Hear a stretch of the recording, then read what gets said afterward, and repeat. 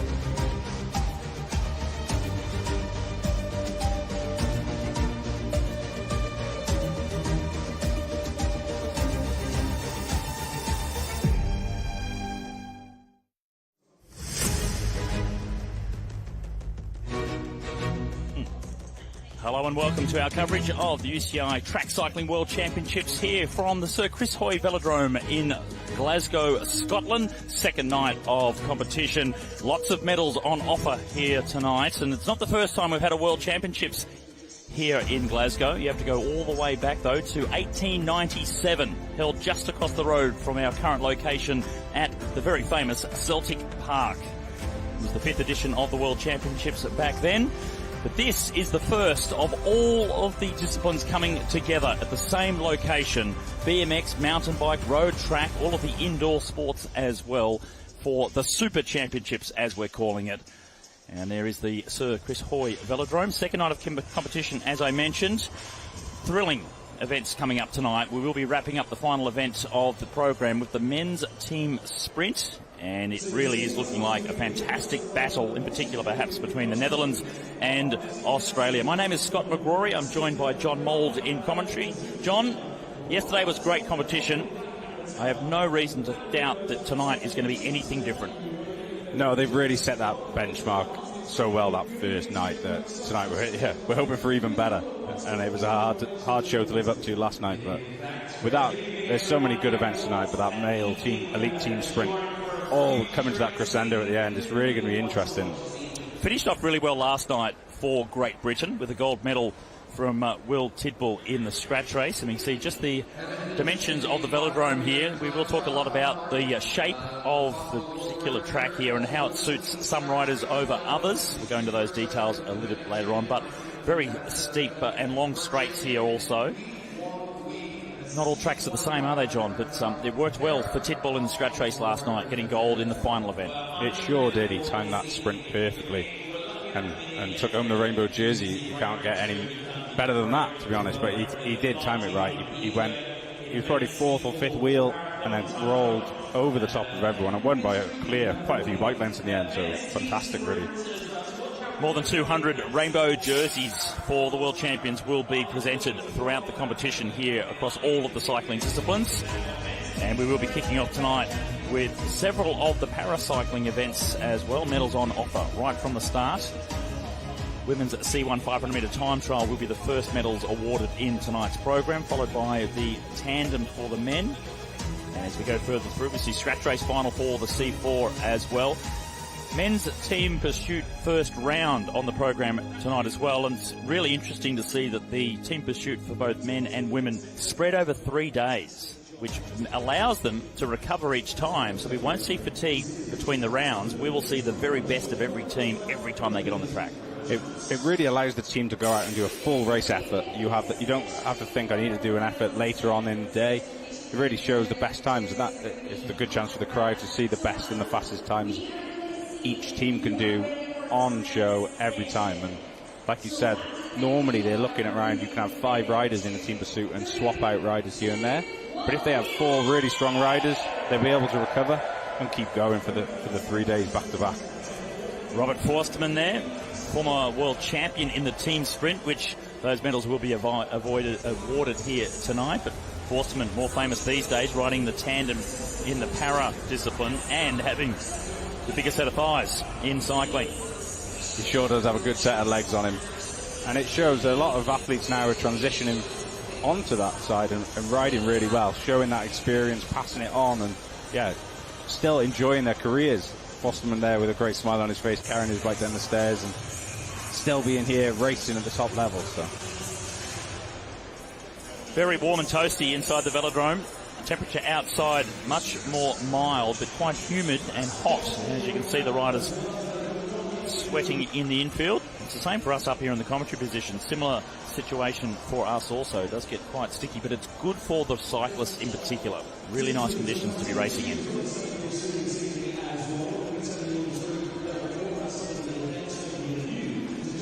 And the women's C1 500 metre time trial will be the first event we have. Only 4 riders, but there's enough to reward medals, which is fantastic. Then we go into the men's B tandem time trial final. They had their qualifying rounds earlier today.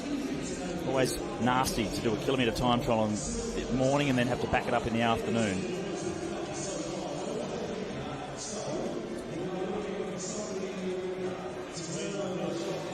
The women's elite 500-metre time trial will also come to a conclusion after their qualifying rounds early this morning. Some fantastic times amongst the best women time trialers in the world. Not on the Olympic program anymore, but still very important. It's one of those events that you look towards, like the team sprint.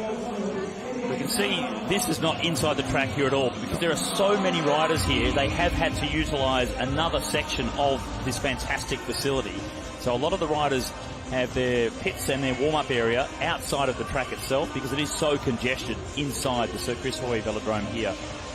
Any of the riders that are on the program a little bit later on have been told by their teams to go into the other section of the hall to prepare their warm-up for the racing. Christian Magiera from Germany is the UCI president of the commissaires panel. He's the boss, the man in charge, doing a good job so far. There have been some challenging decisions that they have had to make, but it's all been to the rules and with fairness.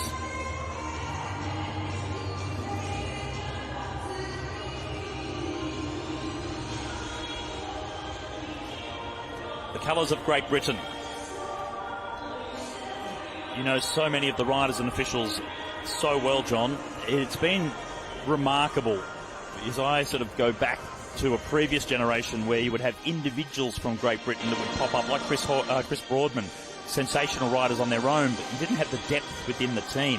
That's something that really has changed since 2008. It really has. And that's probably from the programs below. We've had the youth program that was being really successful for years, then that went into a junior and under 23 program, and that knock-on effect now, you really see the benefit. And even to the point now where a lot of the coaches are former academy riders that have grown up, gone through the British cycling system and stayed on and moved into the coaching role.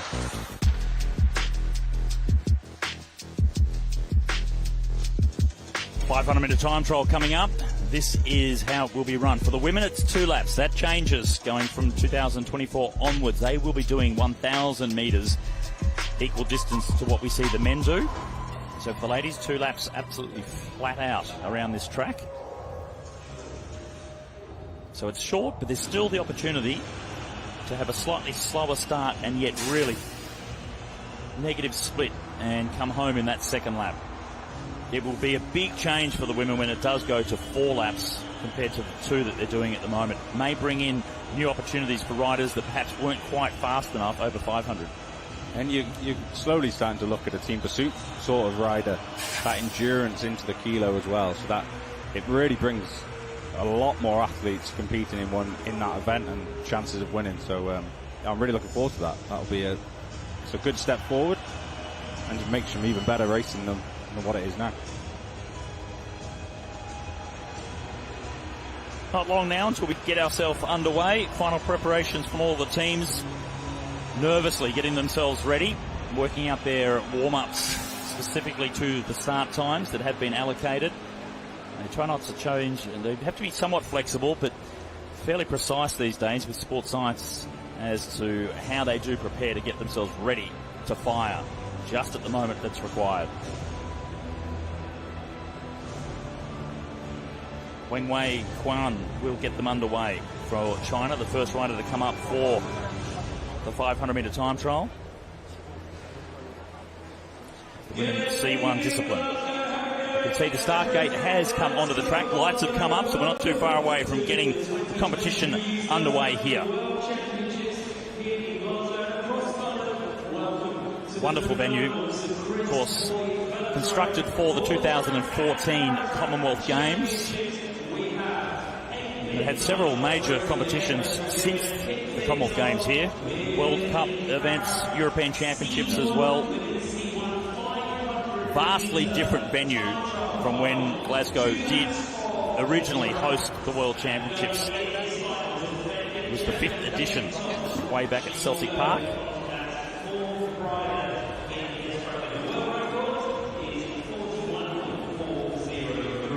Yeah, it would have been a completely different area to go back in time and imagine what that would have looked like compared to the facilities we have now. Well, it's been a long time since we've had a World Championships on an outdoor venue. I'd have to really think hard back to when that may have been, actually. But standard now, indoor 200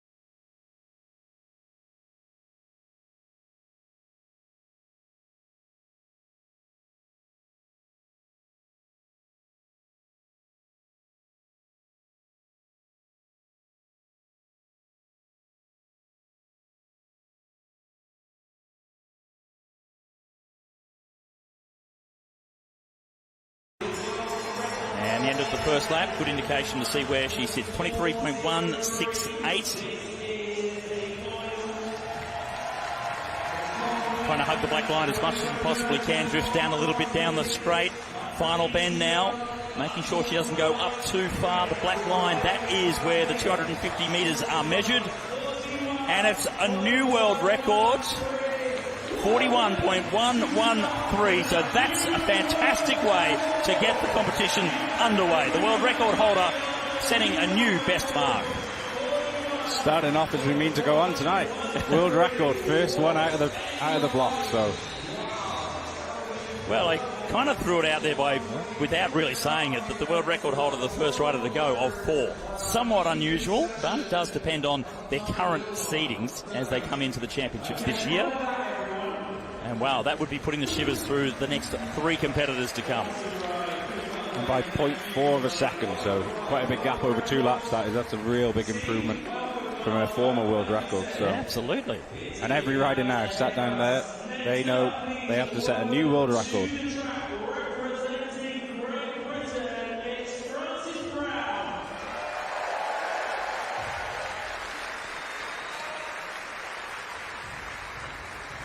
What a way to start the competition.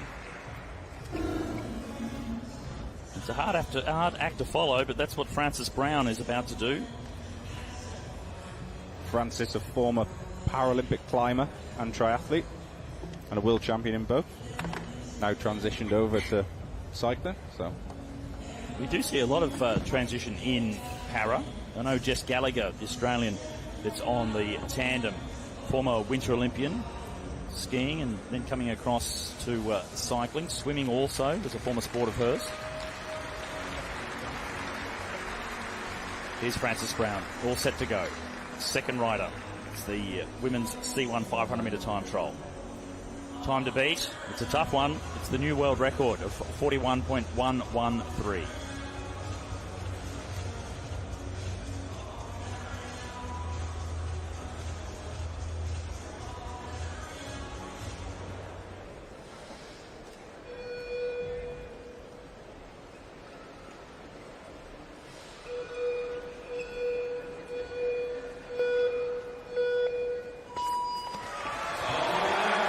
Frances Brown is underway. The crowd are certainly behind her.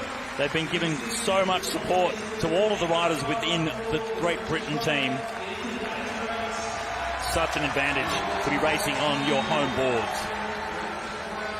Half a second down at the first time split up to 125 metres, completing the first lap now for Frances. And 1.2 seconds behind the new world record. A little bit too much, you would expect, to be able to come back to contest against the world record. But regardless, there are still another riders to come. Frances doing everything she can to be quicker than those that will be following. Second fastest, 43.445.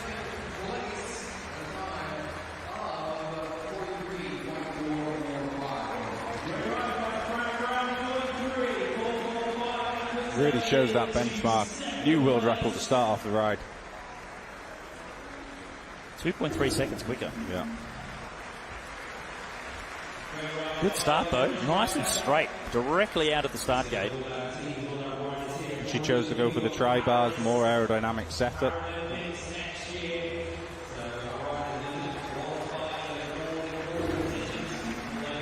And in the 500 metres we see with the elite women also later on tonight, it's not always the case. I know Anna Mears, absolute legend within this discipline, she would always go into the aero position with the tri-bars. But a lot of the riders not choosing to do that as much anymore. And of course there has been plenty of advancements in aerodynamics with the different type of drop bars, or the old-fashioned sprint bars you would call. It's not as deep and as round as they used to be now, so perhaps not such a disadvantage to not use the aero bars in a race as short as this.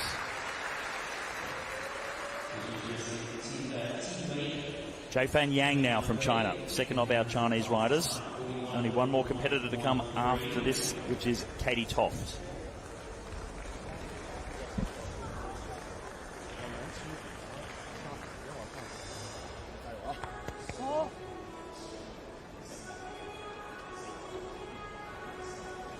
Thumbs up from the race official, ready to get things underway. Timing clock will now be started.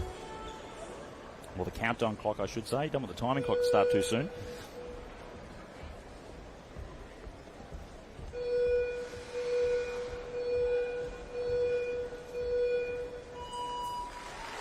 Nice smooth start from Yang.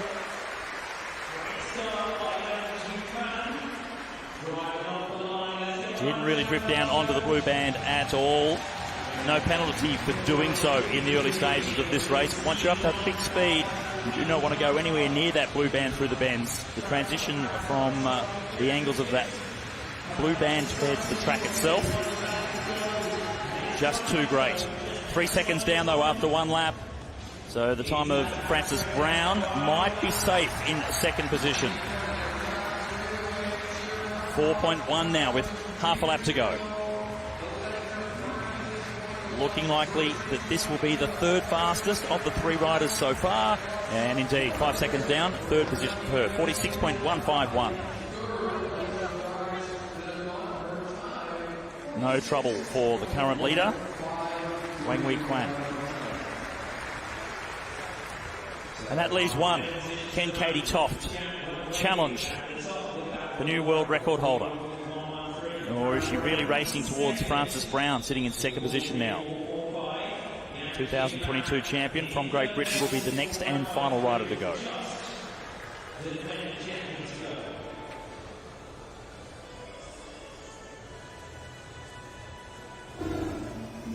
Katie would have been sat watching on the big screen, knowing that there's a world record, new world record being set. She knows what she needs to do. Certainly could be quite intimidating for some riders. It could be. It either go two ways. You know, if you win, you've set a new world record and taken a world championship. You can do it all in one go. And try and use that for as much motivation as possible.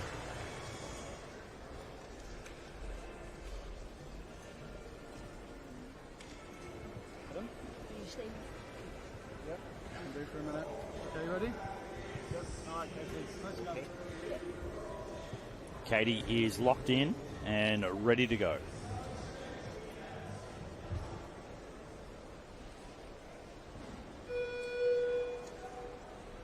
Almost a packed house here at the Sir Chris Hoy Velodrome. They'll be ready for this, up and about, ready to hop.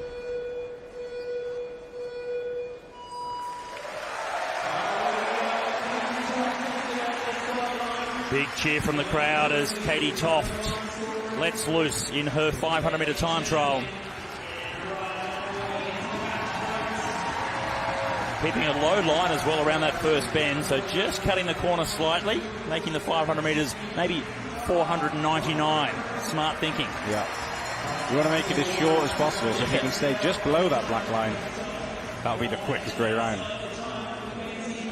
Third fastest first lap of the four riders so far, so a little bit of work for Katie to do if she wants to get herself up into that second position. Coming around to complete now, and Katie Toft in fourth position, so 6.9 seconds off the world record, and the winner here tonight. Wang Wei Quan from China comes away with the first gold medal in tonight's program, the women's C1 500-metre time trial.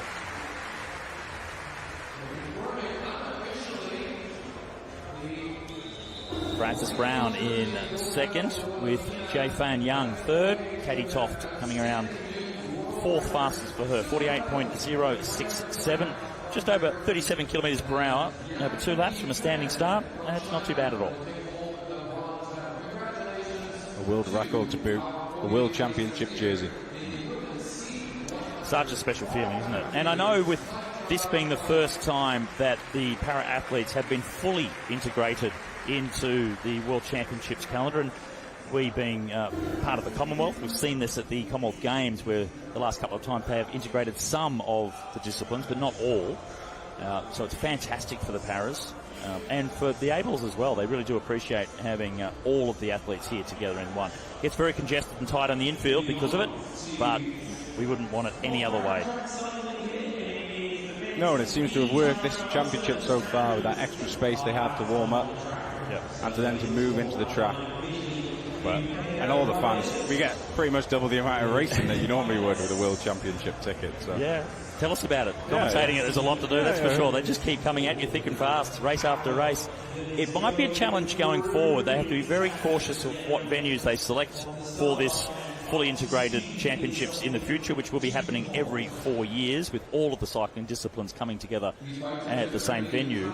They will have to really think about having a venue big enough to incorporate another warm-up area, another area for the team mechanics, etc., as they have done this time.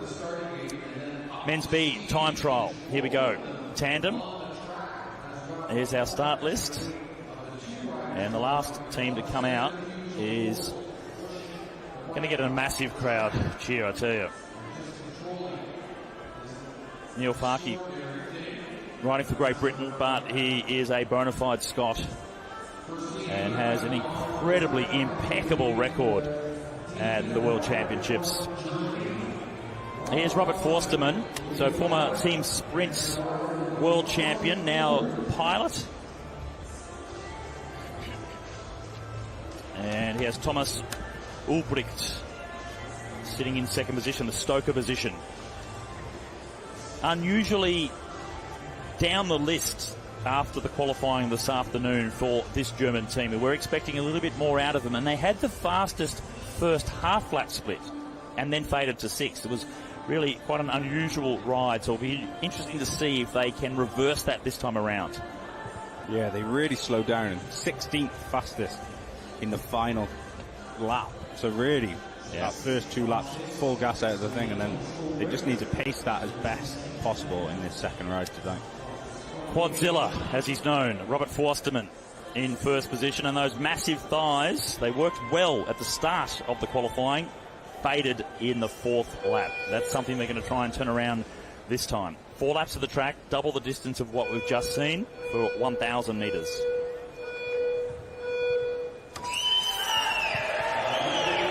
Thomas Ulbricht gets underway, steered by Robert Forsterman. Well-credentialed outfit, but unusual to see them qualify in 6th position. 11.9 for the first half lap. How's the first full lap gone for them? 18.9, that's not bad at all. Very handy from a standing start. So really quick to get going, the German team.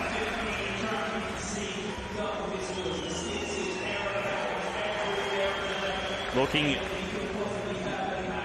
much better than they were this afternoon. They're slightly down on their first 2 laps earlier on in qualifying, but that might mean they've got more towards the end in this final lap. And holding that speed is so important. This is where they really started to fall apart in qualifying. Can they hold on to it this time? Forsterman digging deep. Thomas Ulbricht just driving it in the second position as they come up towards the line just outside 1 minute. 101.18. That's a better performance than what we saw from them in the morning program. 0.7 of a second improvement there. They definitely worked on their pacing with their coaches after that ride this morning, and they've come out and performed a massive improvement, and it shows their capabilities. They would have been disappointed this morning. They've made it to the final round. That was important, so they've still got a chance of a medal, and to come out, improve, and kind of make those mistakes right. You get a chance when you put a fast enough time together, you get a chance to do it again and try and improve that evening. But a really smooth ride there, and way more controlled in those early stages. Well, in the next group of teams to come up, between 2nd, 3rd, 4th and 5th in the qualifying this morning, there was only 1 second separating 2nd to 5th. So this could go either way now, if the team's having to double up and come back up to do another kilometre time trial. Knowing that it's so close from qualifying for, a bit of a gap from our fastest team this morning, but from 2nd to 5th, this could go any way. Absolutely any way. And 5th fastest qualifiers, Tristan Bangman from the Netherlands, with Patrick Boss steering the ship up front. And they rode 101.368 this morning time to beat right now, 101.1. So they must go faster if they are going to get the better of the German team.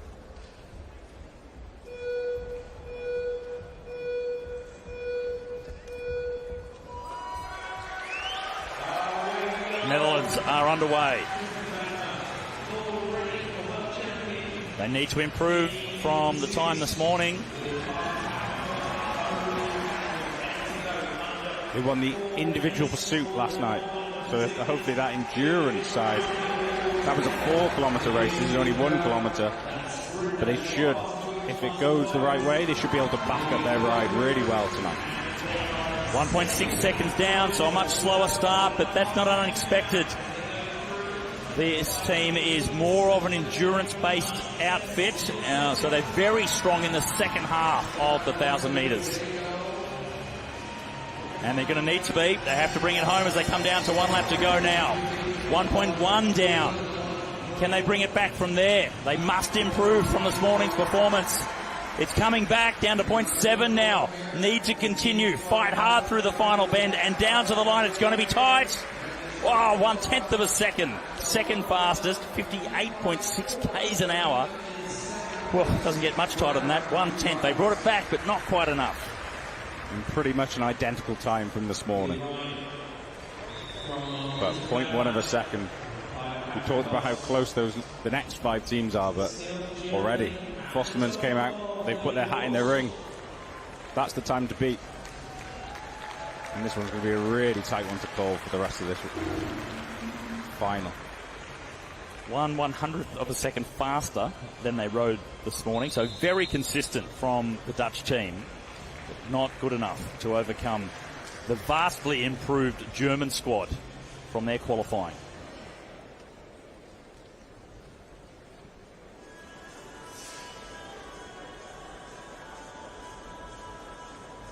The pain face. Absolute maximum effort. So they improved. I'm sure they're somewhat disappointed they didn't beat the German team, but they can't argue with themselves, can they? They did go slightly quicker than they did this morning, but almost an identical time from qualifying. Yeah, they have to be happy there. They've done 2 consistent rides, really close in time, so you can't argue anyway. They've got the effort out the best they can. And of course, they're already world champions from last night in an event that probably isn't their favoured. So to come out, ride the best they can, that's all they can hope for, I think. Yeah. And they seem to be happy, waving to the fans on the back straight as they get off their bikes. So. Yeah. Well, they are more of an endurance-based team, so they would be pretty chuffed with that, I'm pretty sure. So 4th in qualifying this morning from France, Raphael Beaujolais, and he has Quentin Calarion as the pilots.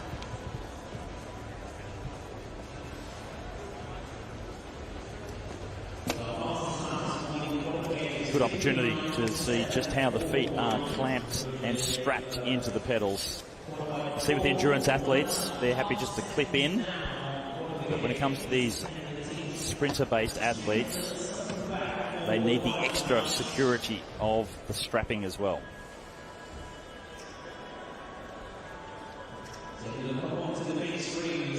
As you can see now, then they put the overshoes over the top of the straps to make it even more aerodynamic. Yeah, it's not that long ago where they still have the aero shoe covers, but then the old school toe straps over the top of that. And when you look at the way things are done now, and you start to scratch your head about what was normal back in the day. It just makes sense to do it the way they are doing it now. And now you see it and you think, that's completely obvious. Why didn't... Yeah. As soon as you saw someone do it, everyone clicked in that instant.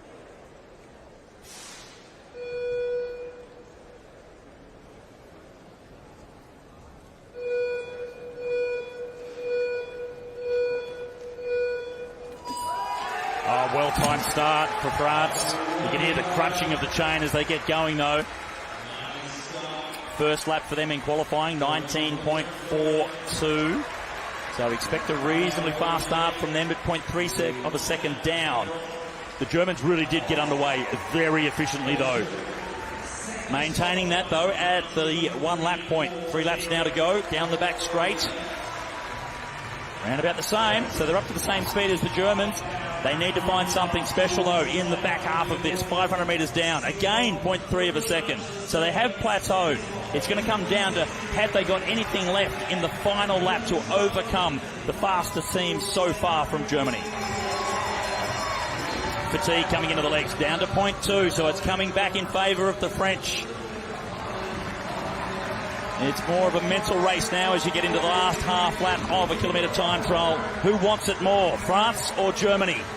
And as they hit the line, it's still the way of Germany. So 0.2 of a second, incredibly consistent ride in terms of the time splits, but not quite enough to get over the top of Germany. They were there pretty much 0.2 the whole way through that race, and how Germany exactly that time check the whole way through. And but that shows the class of that of Fosterman and Ulbricht when they came out. They really came out of that first lap probably about a second up on the French squad. So to bring that back, they got it as close as they could, but to keep accelerating all the way through the kilometres is so important. And knowing that the Germans did qualify 6th, it shows some really good mindset and mental strength and capacity to push that away, come back out and go better. Yeah. And of course they would have been really disappointed earlier on this morning. They wanted to go out. You always want to go out and do the best you can every time you get on your bike and race, and especially at a World Championships. So you have to say hats off to them and the coaching staff. They probably spent 2 hours looking at the tape, looking at the splits, looking about where they could improve, what they could do better, and then to come out and deliver it in the final tonight. Still with 3 teams to go, they still have a chance. Medals are still to play for. There's Robert Forsterman. All he can do now is sit back and wait. Next team onto the track, riding for Australia, Bo Wooten from Adelaide in South Australia, and new pilot for him, Byron Davies, who is the Australian kilometre time trial champion. A big Queenslander, big solid man, perfectly suited to be the pilots in the Australian tandem. And in qualifying, half a lap into the race, they had a rear tyre puncture, swung up the track. They weren't sure what the problem was, tried to continue, got to the next bend and realised that something was really amiss. And fortunately for them, in these situations, especially on a tandem, a flat rear tyre normally equates to a crash. They held it upright, and it was a really skillful performance from this squad to not crash in the qualifying. And really good. If you go down, you might have a little injury, and you don't even get a chance to do that rerun. So, again, they had that chance. They've come out, they qualified 3rd fastest. Maybe they have a little advantage. They have 2 starts already under their belt. Get the nerves out. 10 seconds to go. Final words came from former world kilometre champion Shane Kelly.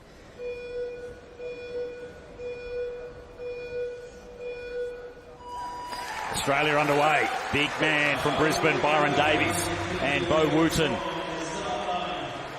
Wooten came into paracycling off the encouragement of Kieran Modra, and Modra is one of the greatest Australian Paralympians. A little bit of work to do. 0.6 of a second though for the Australians.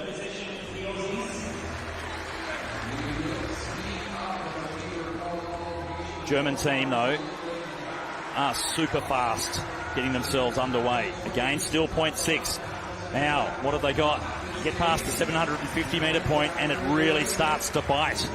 The final lap in the kilometre time trial, whether it's one rider or 2, is absolutely brutal. And it's coming back, so 0.4 now. It really is starting to come back towards the Australians. They were faster than the Germans in qualifying this morning, but they have to produce now. Is it coming back enough? Inching towards the line. And as they get there, down to 4th. 0.2 of a second off, but only 4th best for them. So medal guaranteed for Germany, and that's what you can see, the delight on the face of Robert Forsterman. They know with 2 teams still to come, they have at least got themselves a medal. You can see how close that is. Only 0.1 of a second slower than in qualifying this morning, but to come back and back it up. The Germans have done a brilliant ride to come back and do what they've done and really set the benchmarks, put the pressure on every team that was sat there watching tonight. Oh, they really have. The Australians' second ride there was about 0.4 of a second slower than qualifying. Good start. Powerful man, Byron Davies. You do have to remember to breathe. Holding your breath off the start is the natural instinct. If you hold it for too long, it's going to be very detrimental at the back end of a kilometre.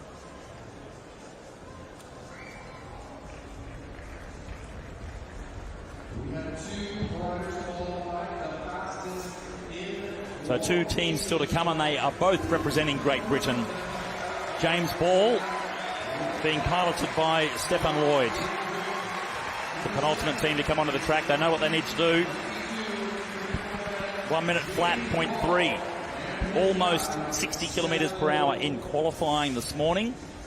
And if they can replicate that, they will go ahead of Germany. But as we've just seen from the Australians, that were not able to reproduce the ride from this afternoon. And it really shows how difficult it is. We've talked about backing it up quite a few times, but it really, the pressure that you all feel that you go into a home, it's nice having that home advantage sometimes, but maybe it adds a bit more pressure to these GB athletes here. Everyone's here wanting them to do well, so they can feel that pressure.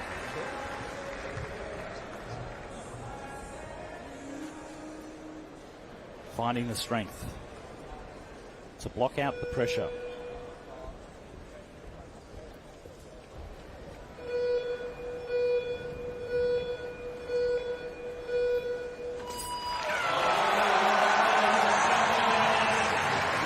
Massive crowd here at the Sir Chris Hoy Velodrome, up and about, cheering the British team, penultimate team to go.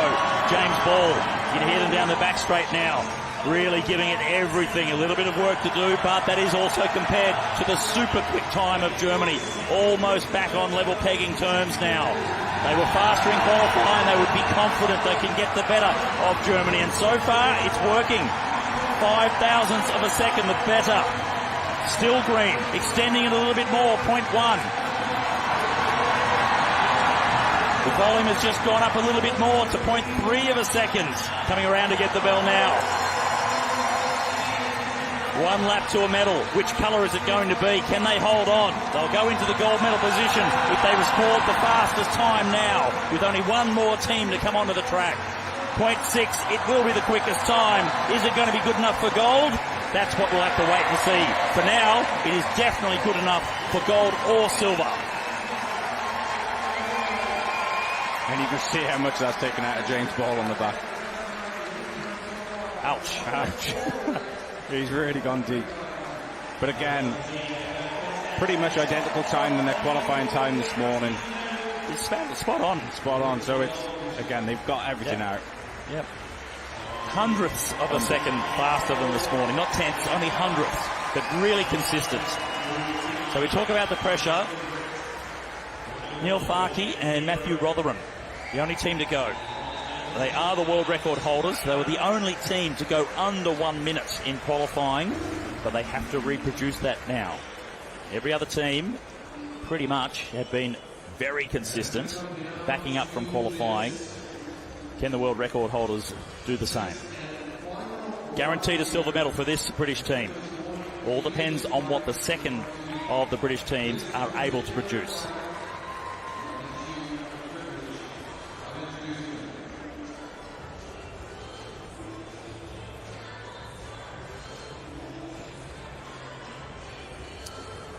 Clear to see from the proximity of these two riders on all of the tandem pairs on the bike together.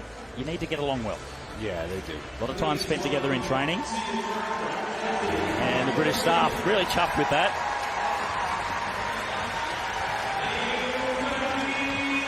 Thomas Albrecht's on the ground, just getting the leg rub. And we can soak in the atmosphere here now. Second night of competition here at the Sir Chris Hoy Velodrome, UCI Track Cycling World Championships. And it is Neil Farkey coming onto the track. 16 World Championship gold medals to his name, being piloted by Matthew Rotherham. Doesn't take much to fire up Matt Rotherham. No. He's definitely a showman if it goes well. And Neil on the back, he's always been great are getting the crowd involved, and he'll want everyone in the crowd, every home support he can get. Come on, lads, attack this. You see the words of encouragement there from Dave Daniel, their coach. And attack this they will. 59.741. The only team to go under the magic minute mark in the qualifying. They are the world record holders. They are the big favourites, but they must produce now.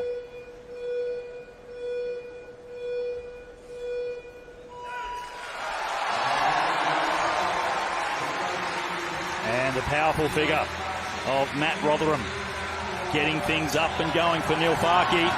But the combination of the two have been scintillatingly fast. The world record holders. What can they do here on a home track? They're in the green, a little bit wobbly through the next bend as they come down the back straight for another cheer. And it's not a massive margin. It's green. They are up, but they are not riding away with this. And it's gone red. They've actually gone slower than the other British team. This could be a massive upset if they cannot reproduce what they were able to do in qualifying. James Ball nervously watching as Neil Farkey comes through with 1 lap to go. It's close enough to get back into the gold medal position, but can they lift down the back straight? It doesn't appear as if they are. It's going to be super tight as they come around to finish the kilometre time trial. Is this an upset? No, it's not. Of course not. Neil Farkey and Matthew Rotherham come through right in the last to get the goal. 4/100ths of a second to take the goal. Why do they do it to us? Why do they do it to us? And they were down pretty much that whole ride. The final half lap split. And they stole it from James Ball. In the red, half a lap to go, and still somehow able to find something through the final bend. Silver it will be, though, to James Ball and Stefan Lloyd. But a real close battle between those two G1 seconds there. What a brilliant series of racing. We start with a world record tonight, and then we go into that. Yeah. Give us more of that, boys.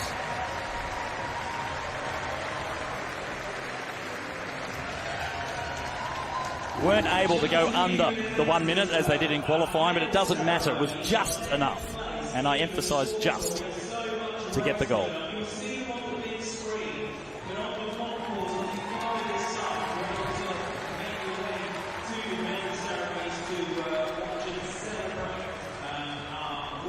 If they keep this up, I'm going to have to take a couple of breaks. I'm not sure if I can keep up with the atmosphere here. They're really putting on a show, and that was... and they still keep riding round, enjoying the crowd as much as they can. Yeah. So if I'm not mistaken, that's number 17 for Neil Farkey.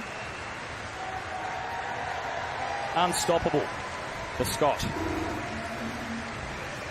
And if you're going to win a world championship while he's riding for Great Britain, what better place to do it than in Glasgow? A very proud Scotsman as well.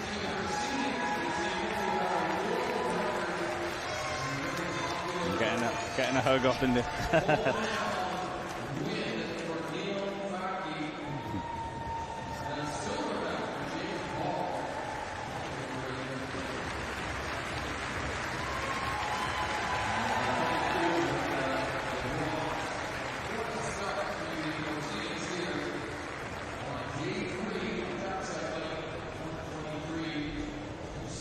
Confirmation of the results, gold and silver going to Great Britain. Neil Farkey with what I think is number 17 World Championship gold medal. Matthew Rotherham doing an incredible job yet again to steer him through. James Ball with the silver medal, Stefan Lloyd. And from 6th fastest in qualifying to the bronze medal position for Thomas Ulbricht of Germany with Robert Forstermann.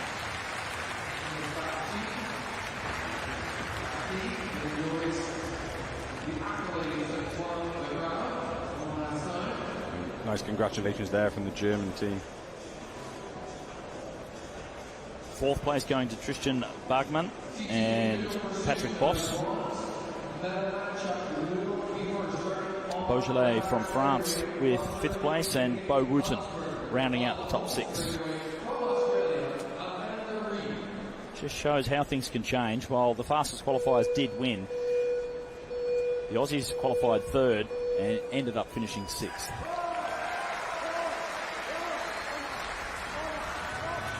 Women's C2 individual pursuit now. Qualifications. The final, I should say, for the medals. This is racing for the bronze.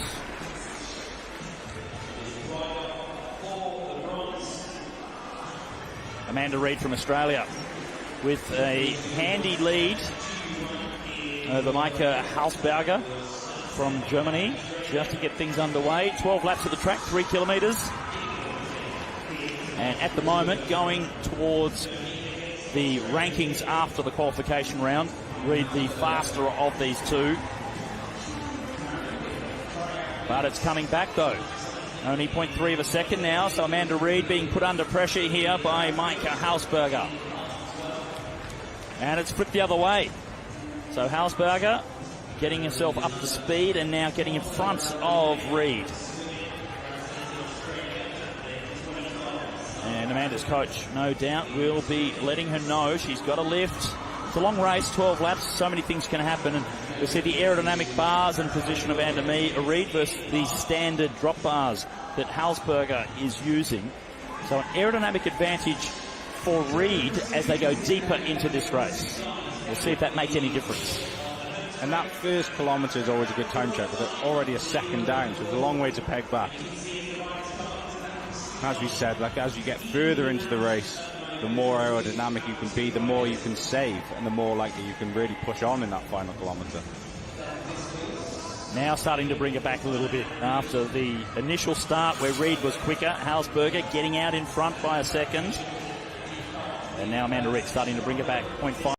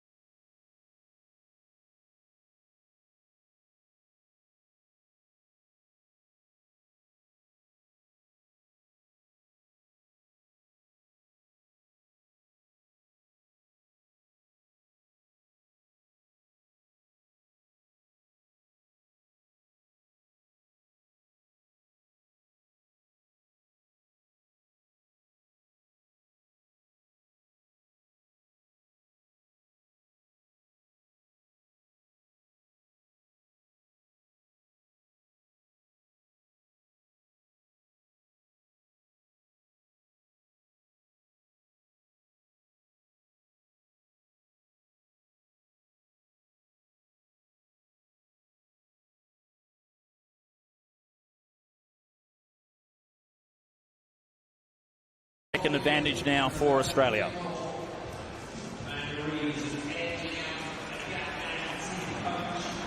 Get an indication here. 1.4. So definitely looking like Amanda Reid is back heavily in control of the bronze medal ride. Women's C2 individual pursuit finals. This is the race for bronze. Gold and silver coming up. Schrager from Great Britain up against Wriggling from Switzerland. For now, with a 2-second advantage. Amanda Reid is looking comfortably heading as if she is heading for the bronze medal. She'll come around to get 1 lap to go, so only 250 metres to complete to pick up a bronze medal here. Urging her on, get that final lap out of the way. Gap is big enough now to know that the bronze medal is definitely going to Australia. Good comeback early on in the race from Maike Hausberger, though, to get into the front. And the aero advantage, though, that was on the bike of Amanda Reid, and she's used that to her advantage to come through to claim the bronze. 4:06.494, and a very respectable 4th place there for Hausberger from Germany. 4:09.4 for Hausberger. And both Reid and Hausberger improved on their rides from qualifying. Reid by over a second, just about. So that fast start from Hausberger probably put Reid under a bit of pressure. She knew she had to answer. And a really good bronze medal there from the Australian.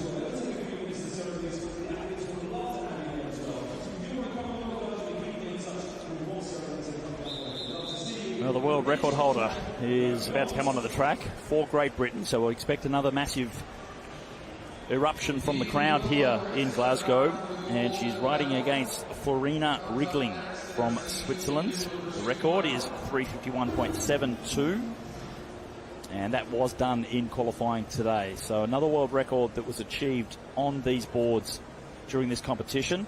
Can she replicate that here in the race for gold? Doesn't need to, but can she? That's the question. Very close between them in the qualifying. It was only 1.1 seconds the difference. The world record, but still only 1 second behind that, was Riegling from Switzerland, and having to back up a 3,000 metre pursuit for the final here tonight.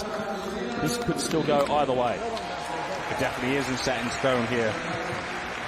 From 1.1 second, isn't that a huge gap?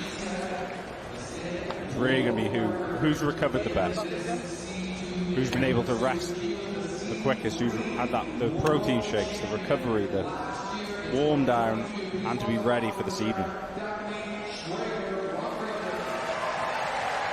Certainly not unusual to see a big difference, and not perhaps an acceleration from Riegling. If she's consistent and Schrager can't back it up, that would be enough to see her not claim gold.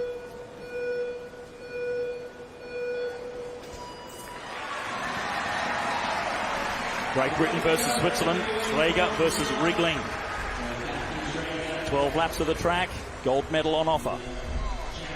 And the rainbow jersey, of course, as the world champion. 1 second advantage after the first half lap. That's not unusual. Daphne Schrager, certainly a consistently fast starter. Riegling, though, once she gets herself up to speed and momentum, then she has a much better back end of the race. So a nice handy lead, though, for Schrager as they get going. But already, Riegling starting to bring it back. It was 1.2 seconds the previous time check. Now under the 1 second gap. Down to half a second now, so a really rapid comeback from Riegling. And Riegling looking really steady, composed on that bike, because the gap still starts to tumble down. We have the British coach just down here in front of us, so I'll just try and monitor his body language, because I think he's starting to get nervous. Only 0.1 of a second now is the difference, as Riegling has mounted a fantastic comeback to put herself in contention for gold here. And it just flips the other way. You could throw a blanket over these two, though. The gap is so small.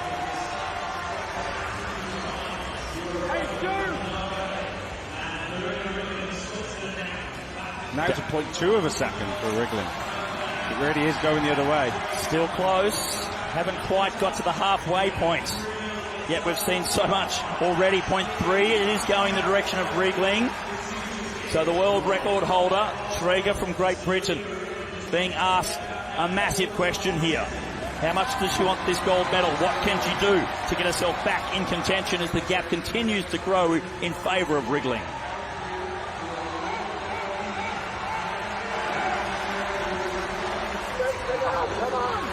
.7 at the halfway stage. There's still time to turn it around. Well, the attitude of the coach changed. He was about to show the time check, decided not to, and just started screaming at Schrager. He knows Daphne needs to do something really special here if she's get herself back in contention for gold, because Florina Riegling is sailing away with this one.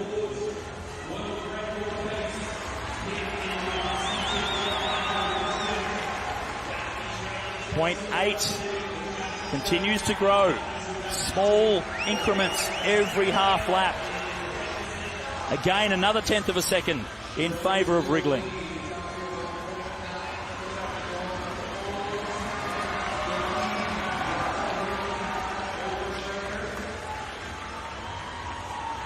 Just gone out over 1 second now. This is starting to get to a position where it might be impossible for Daphne Schrager to come back and win gold. Fantastic performance being put in by Florina Riegling. Now 1.4 of a second, Riegling. With 2 laps to go, looking in complete control now. 1.6.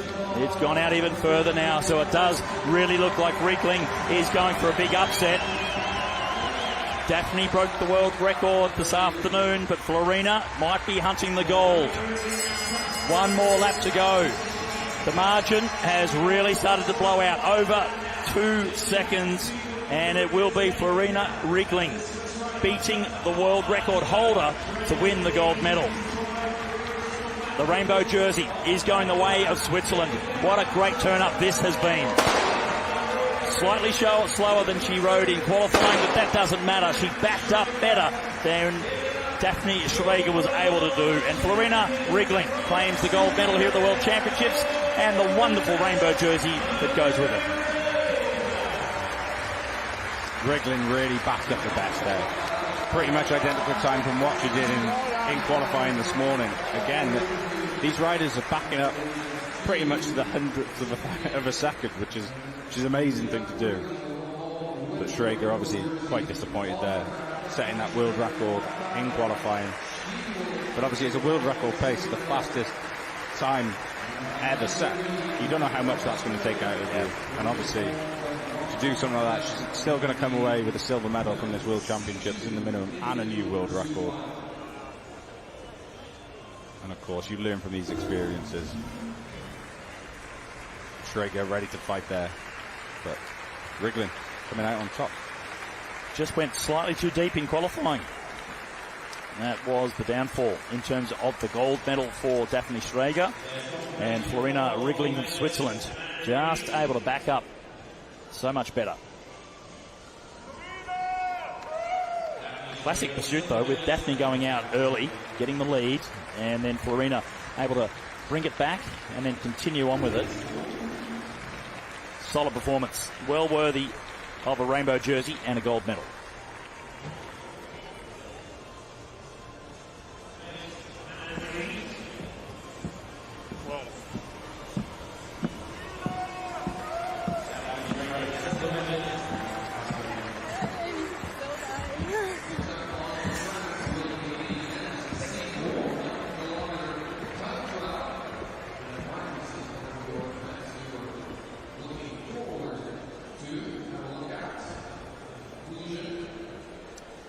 Gold, silver, bronze, Switzerland, Great Britain and Australia.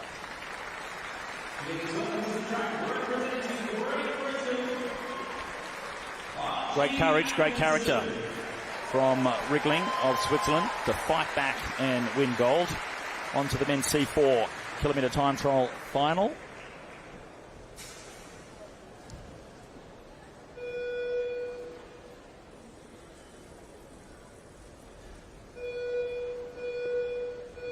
Archie Atkinson, first rider to go. 6 riders qualified through qualifying, and it's Atkinson, the first and the slowest from this afternoon to go. 107.229 he rode this afternoon.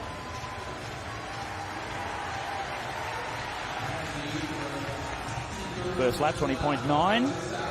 That is slightly quicker, a better start than he put up in the qualifying round this morning, so that's a good start for Archie.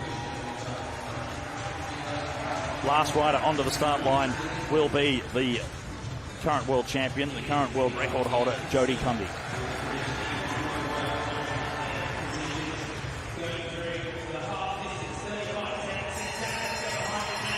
One more lap now for Archie Atkinson. Just slightly slower in that third lap split from qualifying, 107.229. He'll be hoping to go slightly quicker if he can from the qualifying round, but it's always hard to back it up in the afternoon. Just a little bit slower.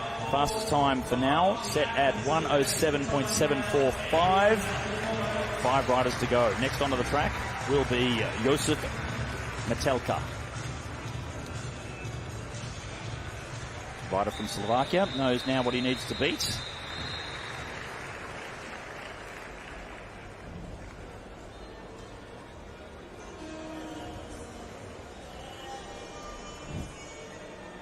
I'm sure the crowd are really here at the Velodrome looking forward to seeing Jodie Cundy come up, the fastest qualifier and so many times the world champion. He's looking at winning his 14th straight world title in this particular event, which is just an extraordinary achievement. He really has been the man to beat, Jodie Cundy.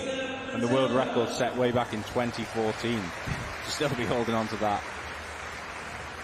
It was set at altitude in Aguascalientes in Mexico. Still, plenty of chance. There's Metalka, 3-time Paralympic champion. There was his coach, who's a Welshman, Kylie Manners, who looked after him there. Based himself in Newport, South Wales quite a lot. 106.8 to qualify 5th the fastest.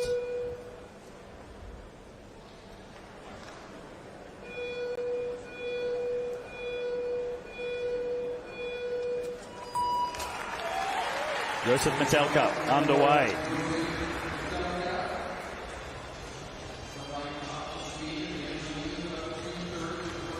Half a second advantage over Archie Atkinson from the qualifying, but slower over the first half lap. It does take him a little bit longer to get up and going, but once he gets through the first and the second lap, he's really got a strong second 500. Let's see if he can replicate that now. They've had a couple of days of racing now, the para-athletes. Half a second down, a little bit of work to do. There's still time for Metalka. A time trialist, an IP rider as well, so that more endurance side. He should hold the speed the whole way through this kilometre, not go out full gas and try and hang on. More that endurance. They try and accelerate for the whole 4 laps. As you see, entering that final lap now, already that gap's coming down to Archie's time that he set earlier. It's going in the right direction. He's still in the red, but this split possibly into the green, 0.2 of a second. So it is going in the right direction. More consistent performance throughout the 4 laps, not slowing at the end. New best time, 0.7 faster, so 107.0. So going to form so far after our first 2 riders.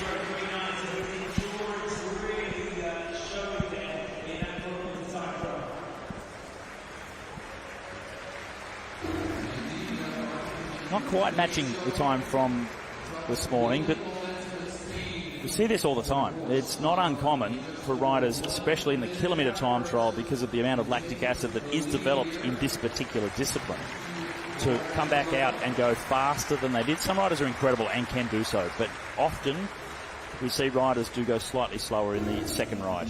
It is really about that, all that damage that you do in a kilometre time trial, that to recover from it. That's where the best riders, the world's best riders like Jody Cundy, there's a reason why he's been multiple world champion so many times. He can back those rides back to back, back to back. But a kilometre time trial, 1 minute of pure pain. There's no hiding from it. I encourage anyone listening, if you haven't done a kilo before, go out and find yourself a velodrome and give it a go. It's not fun, but it's worth the experience. It'll be worth it once you catch your breath back. Yeah. In about 3 days.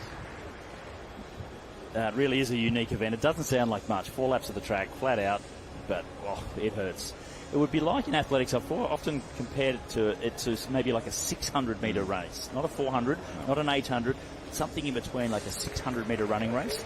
Very similar to that. Well done, Joseph. Fastest time for now. And Jarno Tierens from Belgium now onto the track, 106.4. So he was almost half a second quicker than Metalka. But he has to do it again here. So the tall Belgian gets underway. Well balanced. Right down the bottom of the track through the first corner. First indication of his acceleration is good. 0.2 of a second up.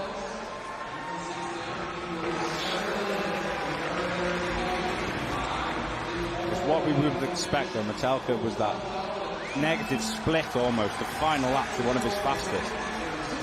So we have to remember that in that final lap, Metalka keeps accelerating. So if Tierens really comes off the pace, he's going to be in trouble.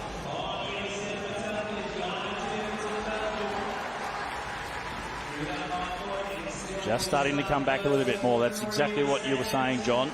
Hasn't got a big enough gap to really be secure in his position, coming down 0.1 of a second. So really starting to struggle, Tierens, as he goes down the back straight. He had the advantage, but it's gone into the red now with half a lap to go. You can see the lactic acid, well, you can't see it, but you can see the deceleration from the lactate that's flushing through the body. Second fastest from him, 0.2, almost 0.3 of a second down. Good middle section, but it's that fourth lap that just bites so hard. And there's no hiding from it. It's going to come at you at some point. And it really showed in these second rides as well, that we talked about it, that recovery that you've had in between these sessions really takes that edge off and that top end speed. I was thinking to myself as I said it that you can see the lactic acid. I thought, well, if you could see the lactic acid, he's in big trouble. Yeah. You can't see it. You could feel it. Yeah, you could feel it.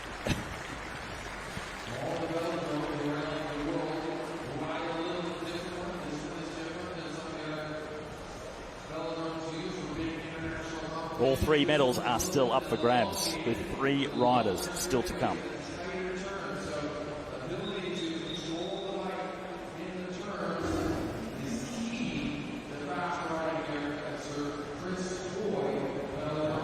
Josef Metelka happy with his performance so far. Sits with the fastest time, so he has the most to lose from the next 3 riders to come. Metelka nervously waiting to see if he will get himself a medal here.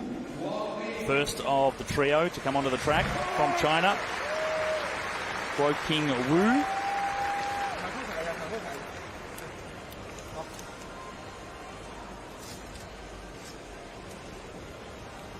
A time of 105.470 in qualifying. He had a good start as well. He's really efficient out of the start gate. So I expect him to quickly be in the green in the first couple of splits. It just will depend on how he can handle that fourth and final lap.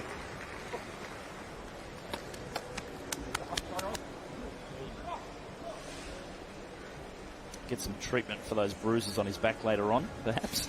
You don't want to hit him too hard. Get him fired up, but not too much.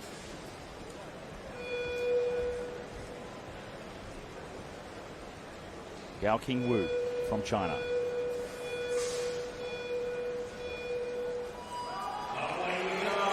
Really efficient out of the start gate. I'd be expecting to see the green flash up at the half lap. There it is, half a second. Really well ridden out of the blocks. Is that going to grow? Yes, it does. Almost 1 second. So a massive advantage after 1 lap.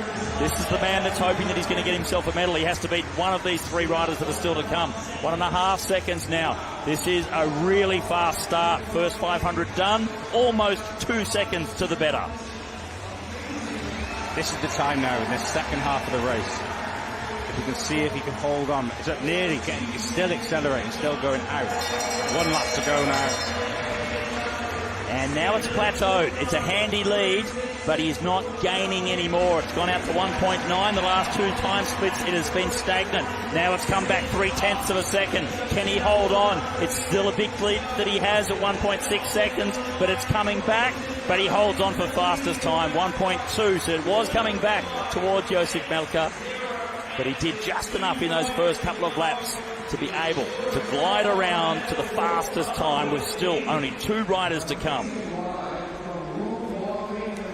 So a medal of any colour at the moment, we're not sure which, but Wu has guaranteed himself a position on the podium. Michael Shipley and Jody Cundy, just the 2 riders now to come onto the track. So good off the start. The first lap, first 2 laps, brilliant. And you can see those, at almost the 3 laps, he had such a big gap. He knew that he was going to struggle in that final lap, but he created such a big buffer for himself. Nearly lost 0.7 of a second over that final lap, but that was enough to still hold on. And he's guaranteed himself a medal.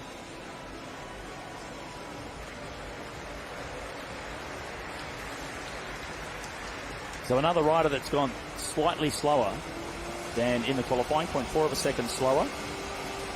So if that happens with the next 2, it will get very interesting to see how the medals will fall.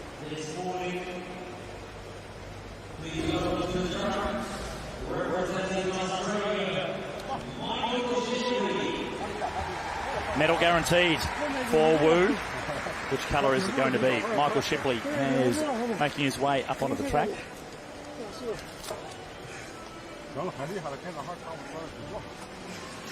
And we can just hear the heavy breathing of Wu, really giving us an indication of how deep the effort is. In all the races, everyone works hard. The kilometre, it's just so brutal. So the standings, 105.8. That is a time that has guaranteed Wu a medal. Will Josef Melker be able to get himself one also? You would expect it would take some kind of unbelievable performance from Shipley or Cundy in the negative to not finish in front of the riders that are patiently waiting to see if they are going to be finishing on the podium here now.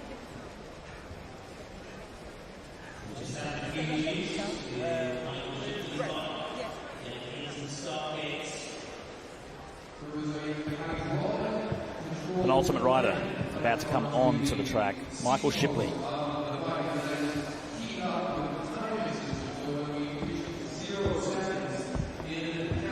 Yeah, just over half a second advantage over Wu in the qualifying. Again, has to replicate that performance. Average speed of 55.5 kilometres per hour this afternoon.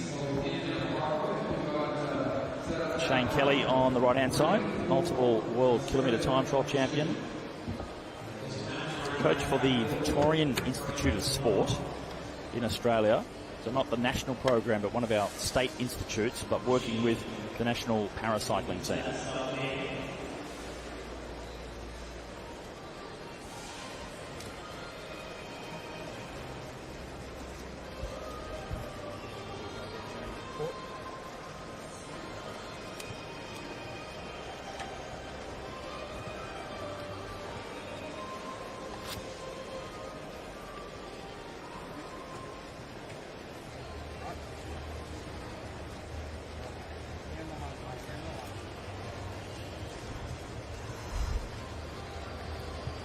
Deep breaths before the start. It's always a nerve-wracking time, waiting for the beeps to start. But once you hear that countdown, that 5-second countdown, and the beeps start going, you get in the zone. Meticulous attention to detail. Michael Shipley is now ready.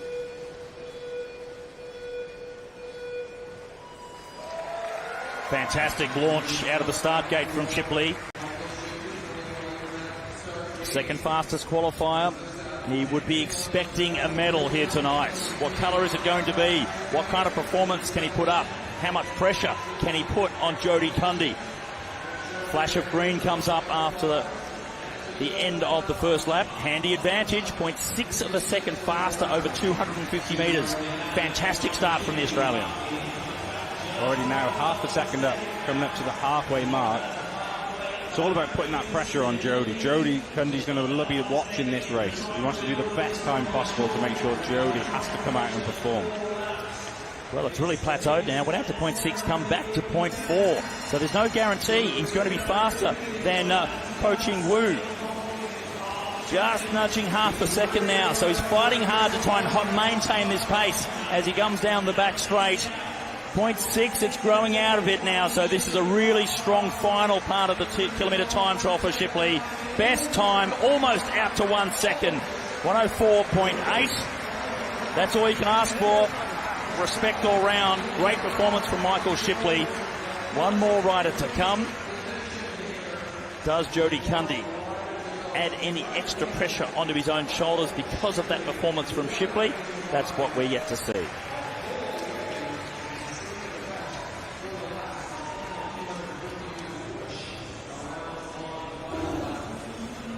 Marginally quicker than he rode in qualifying, so really good to see how strong he was to be able to back up and go quick. That's all you can ask.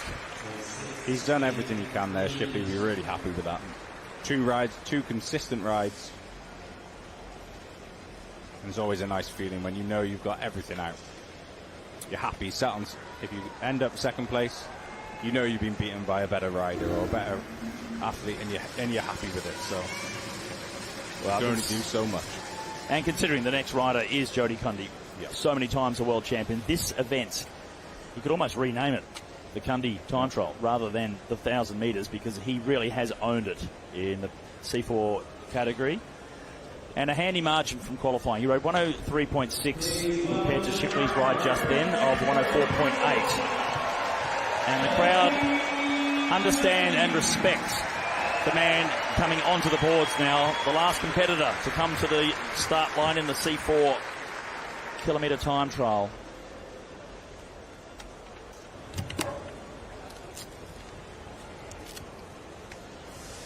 The old Lightning McQueen decals on the leg there. Jody always been a great showman.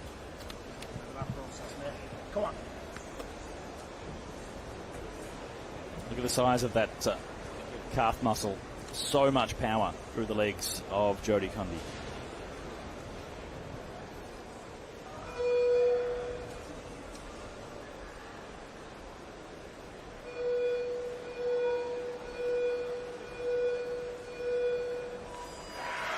Fantastic start. Really getting the timing right out of the start gate. He has a handy buffer in outright speed, but he has to replicate it right here when it counts in front of the biggest crowd here at the Sir Chris Hoy Velodrome. It's in the red to start with, but what about at the end of the first lap? Has he been able to rectify that? No, it's gone out to .2, so a little bit of pressure being applied to the multiple world champion, Jody Cundy. He should keep accelerating the whole way through this ride. In qualifying, he was second fastest over the 500 metres, then the fastest time in the final 2 laps. 0.1 of a second. Has it gone green? Yes, it has. Picked up another 0.2 there to put himself 1/10 in front of Michael Shipley. Final lap of the track, and it's going out towards half a second. The crowd understand it. They can see the timing board. They know what they are witnessing. Close to 1 second advantage now. Another World Championship gold medal coming the way of Jody Cundy. 103.468. Sensational time, and yet again, an incredible performance from the Rainbow Man, Jody Cundy.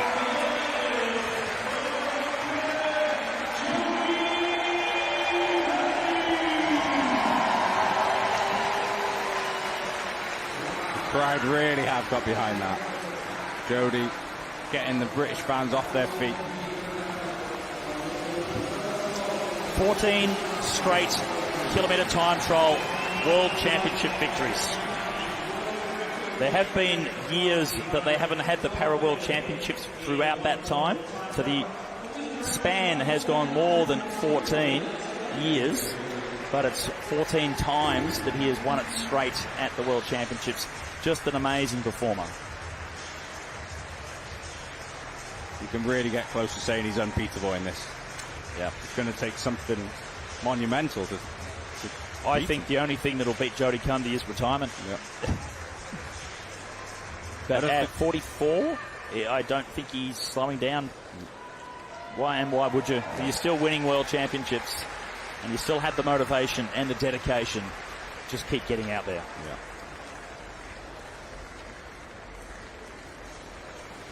I do appreciate the fact that he, in the first couple of time checks, was in the red. Gave me some thought that maybe we're going to see this incredible upset. No, not when Jody Cundy is involved.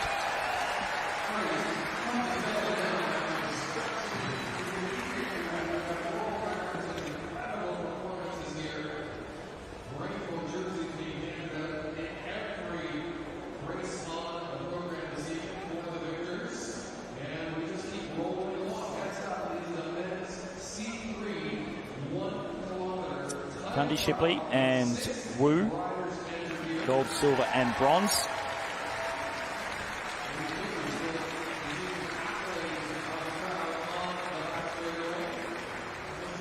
And you can see that he did not finish of Doring from Germany. He had a mechanical mishap in the afternoon program. Was allowed a restart, but then it was determined it wasn't technically a mechanical mishap that he had. And the only chance you get for a restart is if it is a genuine mechanical problem. So unfortunately for him, not posting a time.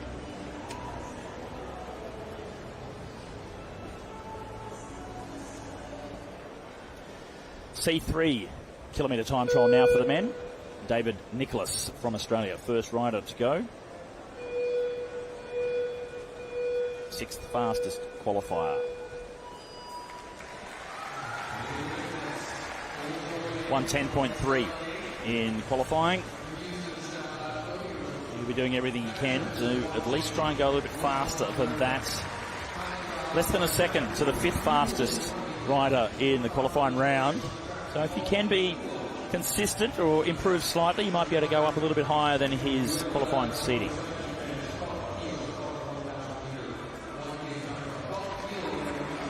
See, just nudging 60 kilometres per hour. Great speeds from the para athletes. And at the halfway mark, he's up by 0.3 of a second on his time from this morning.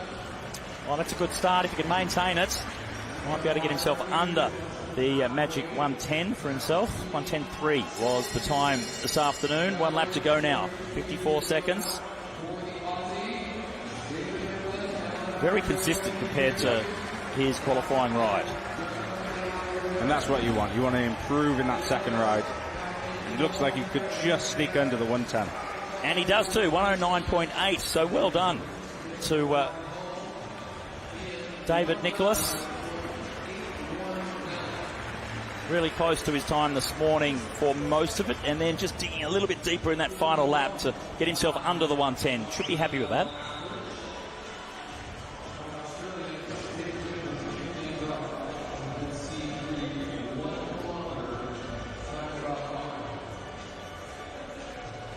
Joseph Bereni from the United States will be the next rider. Similar time in qualifying to what we just saw from David Nicholas. 109.5.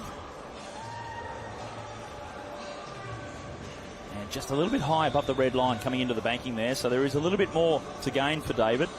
He can just keep the bike through the bends down below that red line as close to the black as possible. You want to make that line as short as possible. The black line is 250 metres all the way around. So you want to stay on that black line as best you can.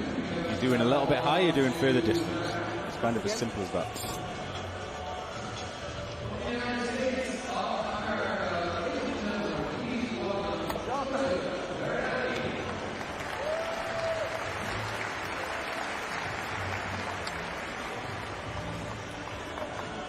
Joseph Bereni.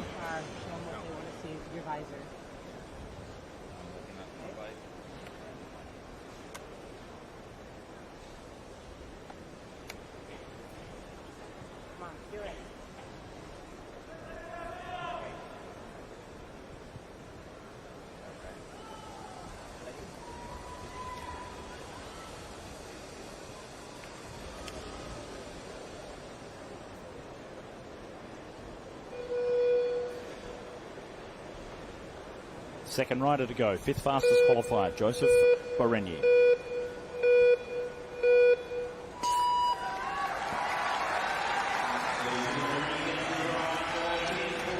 Well balanced, challenging to get out of the start gate and up to speed, but now as he goes into the back straight, getting some really good momentum into the aero position now.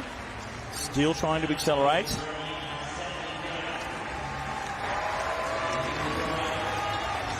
Slightly slower in the first lap than he did in qualifying this afternoon. A little bit of work to do. Maybe he will be a bit stronger now, though, in the 3rd and 4th lap.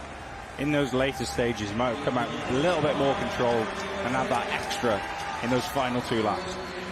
Well, he's gone green, so going to schedule. Very close, though. Second time check in the green, but it's only in the 100th of a second to the favour of the American. Final lap and it's gone the other way now. So the ride from David Nicholas really putting Joseph Bereni under a bit of pressure. Gone to 0.3 of a second. So he hasn't been able to replicate the ride from qualifying this afternoon. Second fastest time out to 0.6 in the end. So into the 1:10s, losing just over half a second from his qualifying ride in this afternoon's program. I'm not sure about you, but that's the best beard we've seen so far. Could be the only beard we've seen so far. Yeah, it's definitely the fastest beard. Absolutely. If only I could grow a beard like that. Well, mine's fully grey. I've got some whiskers going, but Trying to go the George Clooney grey beard look. It's not working. Yeah. I think we need some lessons. Even the mechanics, they are. This beard game's strong in that team. Yes.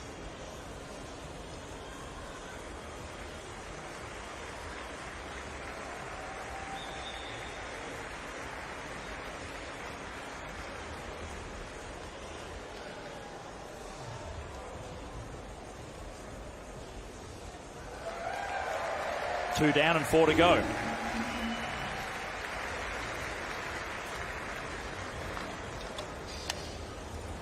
Matthijs Drent from the Netherlands, next rider. Fourth fastest this afternoon, 108.9.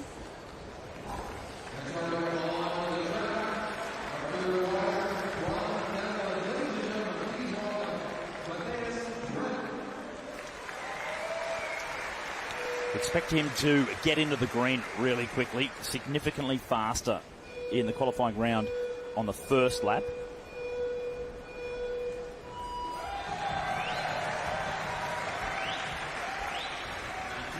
Powerful start.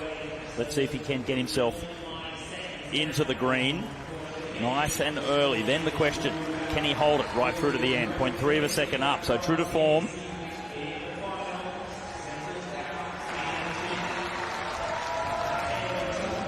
And faster than the qualifying opening lap. Almost a second faster than the previous riders.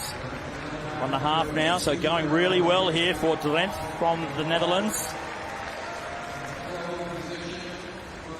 Now 1.6 of a second up at the halfway mark. So he's certainly put it out there at the maximum effort over the first 2 laps.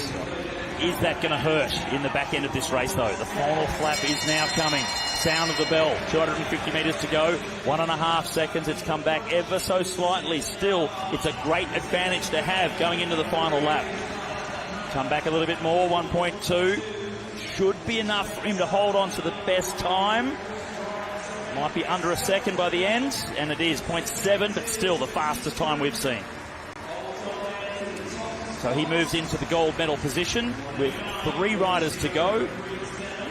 He'll be desperately hoping he can be at least faster than one of those riders, if not more, so he can climb himself up onto the podium.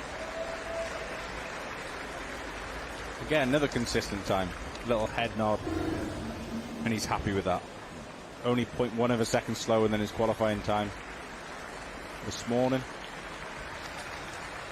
And if we look at a form guide now with Matthijs riding a 108 of the next 3 and final riders to come, all 3 of them riding 106 time trials this afternoon.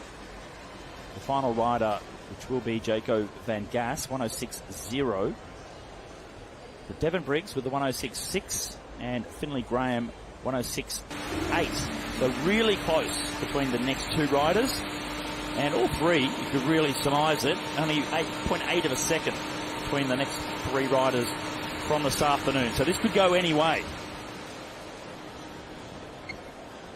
Van Gas is the world record holder, though. Yeah. So he would be the favourite as the fastest qualifier and the world record holder to come away with the gold, but it could go either way here. This is where Finley Graham, first up, he can really put the pressure on the other riders. He goes out and does the best he can. If he goes faster than he went this morning, all the other riders know they have to do the same. They have to improve on their own time.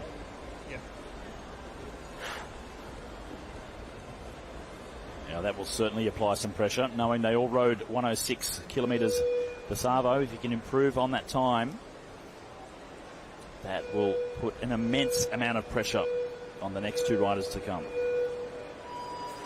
Finley Graham from Great Britain now underway. Only 2 more riders to follow him. The men's C3 kilometre time trial final. Medals are up for grabs. And a good start, half a second quicker. Completion of the first lap done and about the same. So stabilised, really quick initial first quarter of a lap. And now hovering at 0.5 again, half a second. So he squeezed out a nice advantage in the first quarter of this race, or the first quarter lap. And whether he can maintain it, gone out a little bit more, 0.7 at the halfway mark. And he was 0.3 seconds up on his qualifying ride this morning, so he's improving. If this keeps going the same way in this final lap, his time that he set was 106.8, so that's the time to beat. Well over a second now to the better of the previous riders. Matthias Strength is watching on the infield, almost 2 seconds now. This is a great ride from Finley Graham.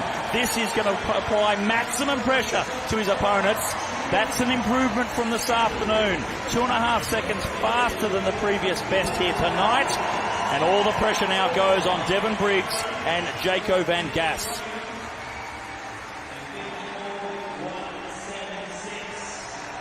And just shy of a 0.4 of a second quicker than his qualifying ride this morning.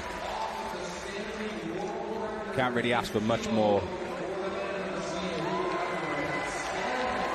Well, that's all you have to do, isn't it? Yep. Go quicker than you did, knowing how close it is between the top three. And then it's up to them. Sit back and watch. Wait and see which colour of medal you're going to get. He's now sitting in the gold medal position with 2 riders remaining.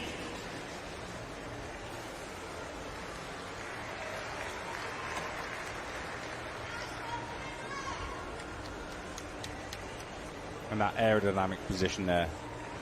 Spent plenty of time to watch up bars, which really giving those aero gains to himself. Keeping that head nice and low. Almost trying to make it as smooth as possible through the air. Certainly does look slippery.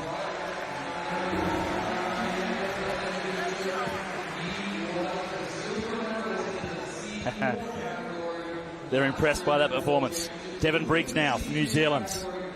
Penultimate rider onto the start line for the men's C3 kilometre time trial.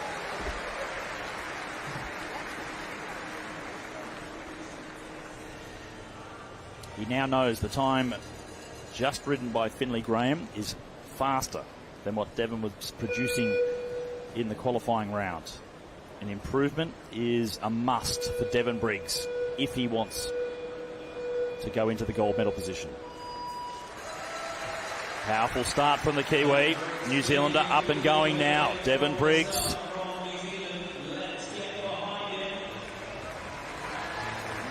He had the fastest opening lap of the competition this afternoon, but he's 0.2 of a second down behind Finley Graham at the halfway split. Now he's to the better. This is what we saw in the afternoon program. Super quick at the start, but it's the 4th lap that really started to hurt this afternoon. He's going to have to try and create a big enough gap.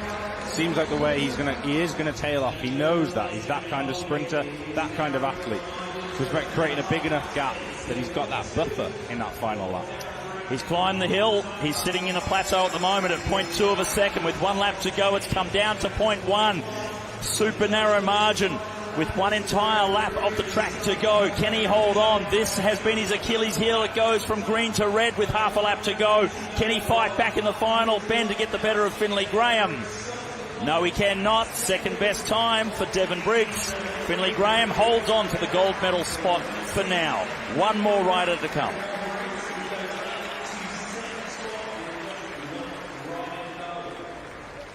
Opened up that lead, but just could not maintain. Needed half a second, really, to be able to hold on, didn't he? If he had that little bit faster start, obviously that first half split, it was red, and then it went to green for the rest of the ride.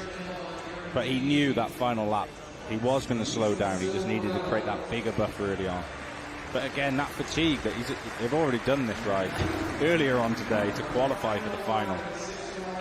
And that little zip, that little bit extra you have when you're fresh, has now disappeared, so backing that up is always tough. 0.3 of a second is all he needed. But for now, sitting in second position. So he has guaranteed himself a bronze medal from that ride, Devon Briggs. Graham Finley holds on to gold just for now. Guaranteed a silver at worst. It all comes down to the world record holder, Jaco van Gas from Great Britain. 105.525 is the world record by Jaco. That was the World Championships in France last year.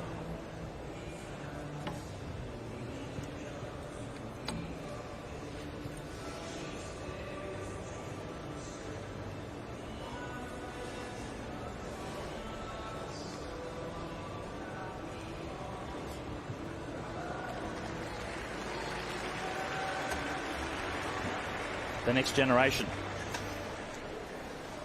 Not sure how much they're observing and taking in, but who knows in the future. Joko van Gas, last rider on the start line, men's C3 kilometre time trial, the world record holder. And he's underway. Big cheer from the crowd here. The British rider screwed into the bicycle, using that and the leverage from it. Not able to get out of the saddle, but he's still screwed in and absolutely driving it down the back straight. A little bit of work to do. Not unusual for him. Not super quick in the first half lap, but once he gets up to speed, then he really starts motoring. It's those final 2 laps here for Jacko, though, you're going to see the speed improve. Already now coming down, only at 0.2 of a second. Coming up to the halfway mark, this will be the interesting one, and it's pretty much dead. It's still red, almost dead, but it is still in the red. Has it gone to green? Yes, it has. Only 0.07 of a second, though. The second half of the kilometre for Jacko is always strong. This is where he comes into his own. 0.1 up as they go into the final lap. Can he maintain it down the back straight? So much pressure on the shoulders of Van Gas, but he's handling it well. Drifts up the track slightly in the final bend, but I think he's done enough. Indeed he has. World champion Jacko van Gas from Great Britain. And Great Britain, Team GB, go 1-2, gold and silver here in the men's C3 kilometre time trial. And same as that qualifying ride, that second half of that race, he just carried on accelerating.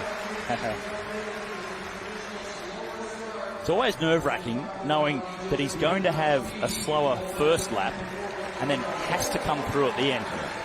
You can't not have a bad fourth lap for him. He must keep accelerating because he's coming from behind so early in these races, yet he keeps doing it. He knows what he has to do, but of course there's no buffer zone. He knows he's going to be down, and to keep improving, and almost there when he went across the line, it was again a relief. I've actually done it. And of course, if it was a teammate who put you away, you would have heard about it even more. Nothing like team rivalry to drive everyone forward. Well, the world record holder claims the world championship. C3 winner, Jacko van Gas. Brilliant performance. Well, the home crowd getting spoiled here in Glasgow. So many fantastic performances from Great Britain.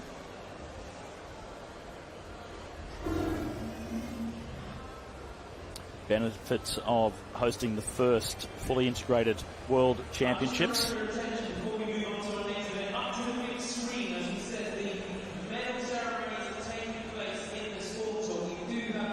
So confirmation of the results. Great Britain gold and silver.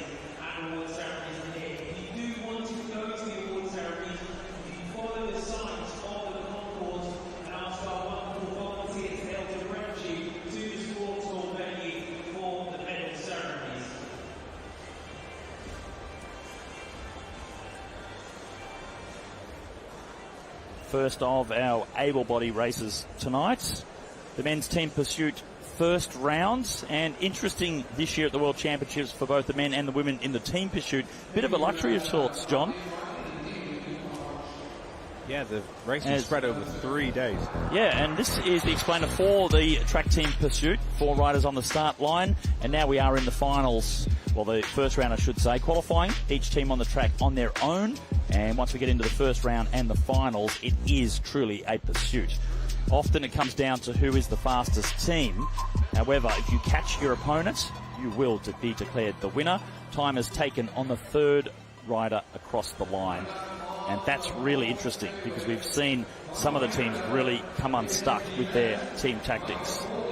But the luxury is, qualifying was yesterday, first round today, finals tomorrow. It's unusual for these riders to have a full 24 hours between their rounds, so that gives them full recovery. So we should see great, fantastic performances each time they come out.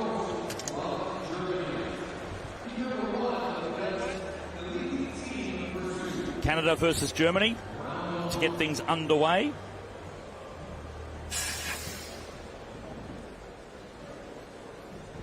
And in the qualifying, the top 8 teams came through into this first round, but it's only the top fastest 4 from qualifying that will have the chance to go into the race for gold. Everyone else, including Canada here and Germany, the best they can get out of this, if they are the fastest winners in these rounds, is to race for the bronze medal. So still plenty to ride for. But it really shows that importance of that qualifying round. Absolutely. You want to be in that gold medal ride-off.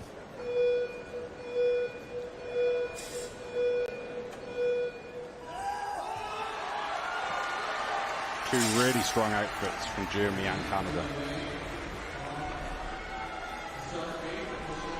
Teo Reinhardt from Germany, bit of a journeyman actually, two-time World Madison champion.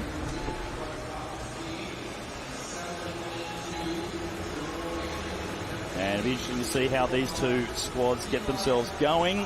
Germany now slightly in front. But interestingly, it was the Canadian outfit that were the faster in qualifying. And Germany has a very rich history in team pursuiting. Just haven't been able to get back to the very pointy end on the world scene for a couple of years now. And really good, so also likewise to see Canada really stepping up. Yeah, they really have. They've had a great women's team for a number of years and always been competitive at the Olympic Games, but the men's team from Canada have not really been pushing for the medals at international level, so it is great to see the depth that they now have. Both nations, in fact, the women's side of their team pursuit squads are really leading the way. Germany, the women's side, they're Olympic champions, and the Canadian team pursuit team have really been close to World Championship medals over and over again. You see the German team are already down to 3 riders. He took one long change and swung out.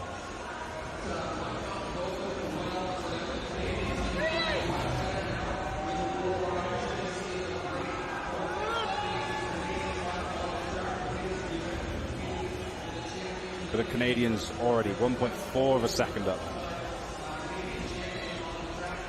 Not really liking the gaps between the riders that I'm seeing with the German riders as well. Not as tight and as aero as they would like to be, I'm sure.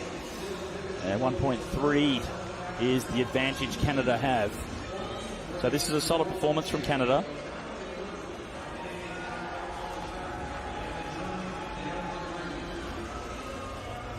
But here, even though they're racing against each other, it's still all about the time. The Canadians need to put the best ride together to hopefully get a bronze ride-off tomorrow in those finals.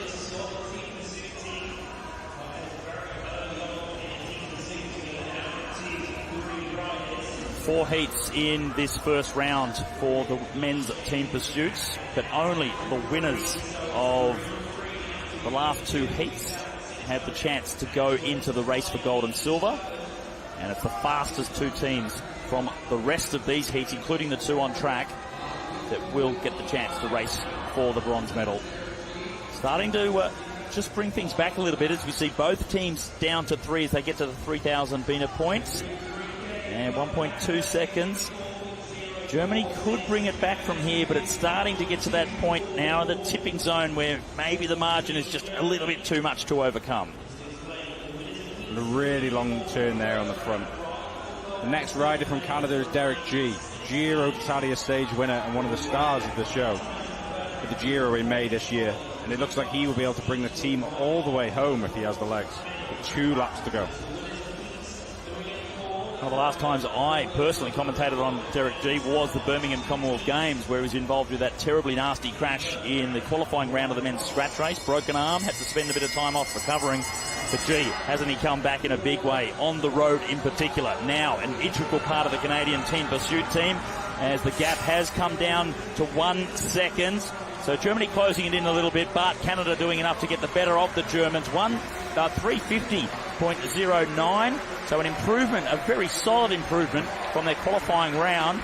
That will keep them in the hunt to possibly go into the race for the bronze medal. And that would be a fantastic performance for the Canadians, who, as I said, haven't been in that position too many times in the past. Brilliant ride there from the Canadians. That time in qualifying this morning would have qualified them 3rd fastest. They've got a chance to go with that bronze ride. So that's a brilliant ride. And a 1.1 second improvement from today. That a solid ride. They've worked out that plans, the long turns these teams are doing now. and keeping that speed as high as possible for as long as possible. And of course we saw the Germans drop down to 3 riders a lot earlier than the Canadian team, and that might give them the advantage later on in the race. And Germany weren't messing around. They also improved from their qualifying time. So putting even more emphasis on such a solid ride from the Canadian quartet. Beep, beep, Roadrunner doing a great job out on the boards here in Glasgow.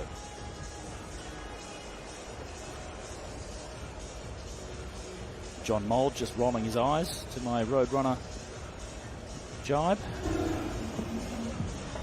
France versus Japan. And Japan, another team that it's great to see in the first round of the men's team pursuit squad. France, they've been there or thereabouts a few times. They might have been slightly disappointed with only being the 5th fastest qualifiers. Yesterday it was 350.9. They would have been hoping for a little bit more than that. Still fairly solid, 5th fastest for them. And the Japanese team were the 8th fastest qualifiers, so just scraping in to get themselves to round 1. Aya Hashimoto, Kashugi Kaboki, Naoki Kojima, and Shoi Matsuda. And for France, Benjamin Thomas, Thomas Denis, Corentin Hermanot, and Valentin Tabellion. 350.9 versus 353.2. But that was yesterday. This is today. Both teams trying to get themselves into the race for the bronze medal.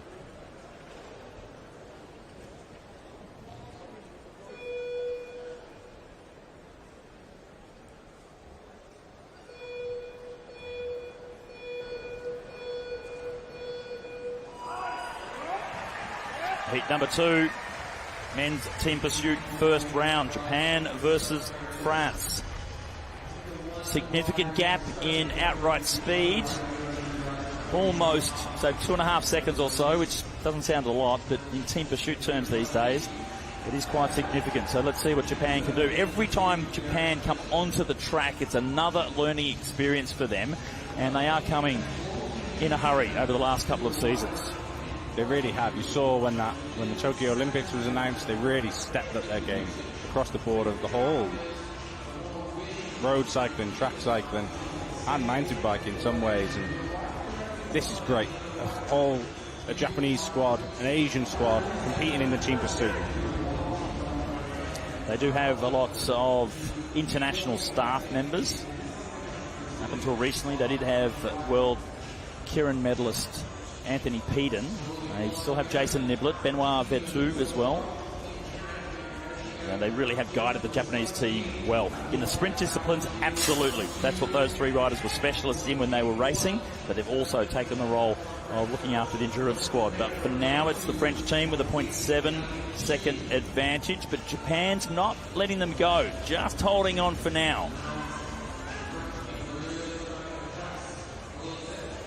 Just keeping it under 1 second. Let's see if that changes. Just now on the 1 second mark. So a little bit of work for Japan to do, but it's the fastest 2 winners of these heats that will be racing, or these 3 heats that will be racing for the gold medal. Sorry, the bronze medal. Confusing myself there. Heat number 2, heat number 1. Racing for the bronze. And in the next 2 races, the winners of those, the riders that will be going for gold and silver.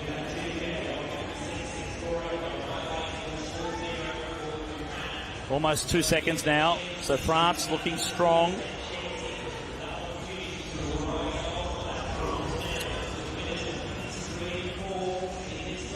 Really smooth, close outfit there, the French, really. They look like they're all connected. There hasn't been any movements where you see the Japanese, there's a little bit of movement down the straight. And another great change there on the back. We'll keep an eye on the time split as they come past the 3 kilometre mark. See that in one more lap, just to see where they're going in terms of their schedule compared to the time yesterday in qualifying for the French squad. 2 second advantage over Japan. A little gap opening up for the 4th rider there. Yeah, down to 3 both teams, and as they go through, a little bit slower than what we saw. A little bit faster, I should say, than in the qualifying. So they are looking to go under 350, France. That's what they need to do. They want to have a chance to race for the bronze medal here at the World Championships in Glasgow. Japan not letting go, hovering around 2 seconds. Inside the final kilometre, Daniel Gissiger, former time trial specialist in his time, looking after the Japanese team. And that's Benjamin Thomas on the front there. Just come fresh off the Tour de France for France. He's got straight on the back. See those changes, it's always dangerous. If you don't realise you're down to 3 riders, you could miss the back. Final lap now, France hunting a bronze medal. They need to go faster here. Lay it out on the track. There's no worrying about saving any energy. The finals, the medal rounds, they're tomorrow. Full day to recover. Can they get under the 350? Yes, they do. 349.2. And a solid ride from Japan as well with a 351.6. Really good ride by both teams, but for France to go under 350, that's really putting themselves in the hunt. It really is. And they've improved by nearly 1.7 seconds tonight. And that really puts them in the hunt for a bronze medal tomorrow. Japan also improving. Yeah, that's a great ride. Conditions might have improved a little. It's a bit warmer in here, a bit more humid today, but all those things happen. The first chance you really get to test yourself in a World Championships on the track is on the qualifying round. So when you get hold of the track, you can do as much training as you want, but that doesn't ready you for how the track feels at full effort, and how that transitions change and how your changes change. So all those little things probably make a difference more than people realise. That experience, the feel of the track, and knowing where you really need to squeeze that effort out. Of course, at this track, we have really long straights compared with other tracks. So holding that effort down the straights, delivering your man into his turn. And that also doesn't lend itself to super fast times in this particular discipline. It's great for the sprints and the Kirans and the bunch races with the long straight and the finish line right at the end of it, but it's not necessarily fantastic for the team pursuit.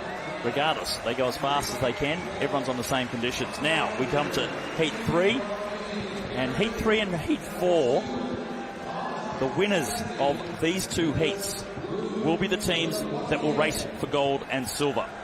So the losers from Heat 3 and Heat 4, combined with all of the other teams that have already come before them, that we've seen in the first two heats, the fastest 2 times of all of those teams, they will race for bronze. But now we're into Heat 3, New Zealand versus Italy. It is only the winner of this particular heat that will go into the gold medal race. Then they'll wait and see what happens between Denmark and Australia in the final heat. The Olympic champions, Filippo Ganna there. Aaron Gates on the other side of the track. He's the driver of the New Zealand team, and we know that Filippo Ganna, if you've been watching team pursuits around the world the last couple of seasons, he has been very special with his performances.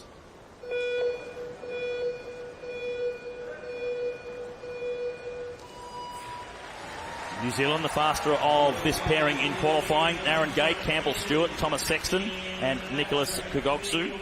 Up against Italy, Simone Consoni, Filippo Ganna, Francesco Lamont and Jonathan Milan, stage winner of the Giro d'Italia this year, along with Derek G winning a stage. We now have Jonathan Milan winning a stage as well. But interesting for Milan, during the training camp just before these World Championships, he was called up by his team Bahrain, Victorious, to leave the camp and go and ride the San Sebastian Classic road race. So interrupting preparation for Jonathan Milan. Will it play a role? We don't know. They were not as fast as they were hoping in qualifying, but if they win this, they still have a chance to go and race for gold. Third fastest yesterday. Can they be the quickest today? They're quickest on the track at the moment. Can't ride off the Kiwis. Nope. After 1 kilometre, the Italians are up now by 0.4 of a second. Both teams riding faster than they did in qualifying at this point already.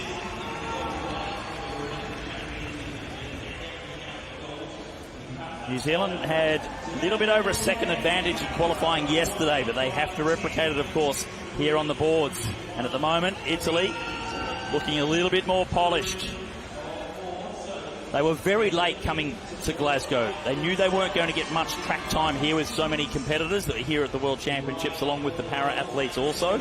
So they stayed in Montechiari in Italy as late as they possibly could to try and maximise their track time. Marco Villa, national coach, he's done such an incredible job for the Italian squad. Steered them to that Olympic gold medal. Thumbs up from him. He's happy with the performance of the Italian team. It's Garner on the front now, absolutely driving it. Now getting close to 1.5 second lead for the Italians. Time is irrelevant now. It's just winning this particular heat. They did enough in qualifying to be in the top 4. That's now given them the chance to be in this heat. If they win, they get to race for gold and silver. New Zealand there down to 3 riders. Italy on the other side have also now dropped 1 rider off. So 3 versus 3 in the men's team pursuit. Heat 3, first round. Winner only through to the next race. Looks like New Zealand are coming back. They've closed that gap now down to only 1 second. Well, I'm not sure if that'll get a thumbs up from Marco Villa for the Italians. Getting a little bit nervous as we're getting deeper into this race. Inside the final kilometre. And no mistakes can happen now. Time taken on the third rider, and you can just see the wobble of the head of the third rider from Italy, struggling to get back into position. Both teams seem to be on a similar pattern. Now New Zealand with a big gap to the third rider. Some cracks starting to show in both squads here. Not quite on the wheel. Thomas Sexton there, he's just about in the draft, but that's really hurting him. And when the first rider swings up, there's going to be a bigger gap that needs to be closed. 1 lap to go, and New Zealand are stretching it. There's only 3 riders on the track, but it looks like 4. The gap is opening up even more. Italy still in the lead. New Zealand fighting, but they're starting to crack all over the track now for the New Zealanders. They were quicker in qualifying, but it doesn't matter here because they are not going to go through to race for gold and silver. That will be the Italians. No stress whatsoever. Thumbs up. Applause all round. Well done, Marco Villa. Well done to the boys. So the Olympic champions with a big step up from what we saw in qualifying. This is the Italian squad that we have come to see. 3:46.8. What a massive improvement that was over yesterday. And they get the chance now to race for gold tomorrow. Almost 4 seconds quicker than they did in qualifying. What an improvement. That's incredible. And New Zealand, just under 1 second quicker than in qualifying. They've improved as well. But we sat here with the Italians, they just improved by 4 seconds. And remember the stretching of the New Zealand trio. So time taken on the third rider. Yeah. So the first rider that came across the line might have been a second or so quicker than that. So a real step up from the Kiwis, but nothing like what we saw from the men in blue. You really see that real fight towards the end of the race. It's so important to hold on for as long as you can. And Sexton there, that third rider in the New Zealand line, fighting for all he wanted, all he could. And it's horrible feeling when you see that back wheel just going away from you. But you have to keep fighting all the way to the line, like he did. And by the way, it looks like he's guaranteed New Zealand a ride off the bronze later tomorrow. Well,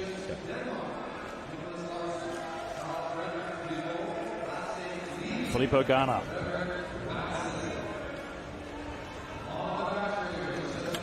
What a weapon to have within your team.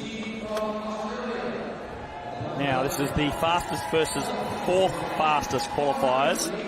Denmark rode a time of 3:46.8, so very similar to what we saw from Italy just now.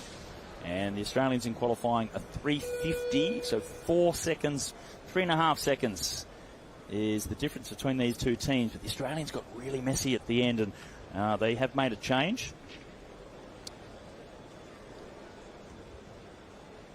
Just looking at, looks like Ollie Bledden in the first position. So the Australians have made a change from qualifying. Let's see how much of a difference that makes for them.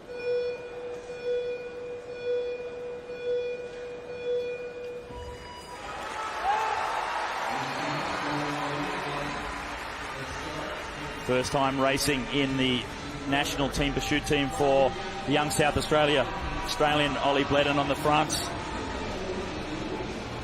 So much pressure on a young rider. First time at the Worlds, coming in the first round and into position number 1, which does carry so much weight. It really does. That start is so important now, getting the whole team up to speed. A really long turn, and then delivering that team in the best way you can. But the Danes already 0.7 of a second up. They always seem to get it right. In between the Olympic Games, the Danish are always on top, constantly through the Worlds.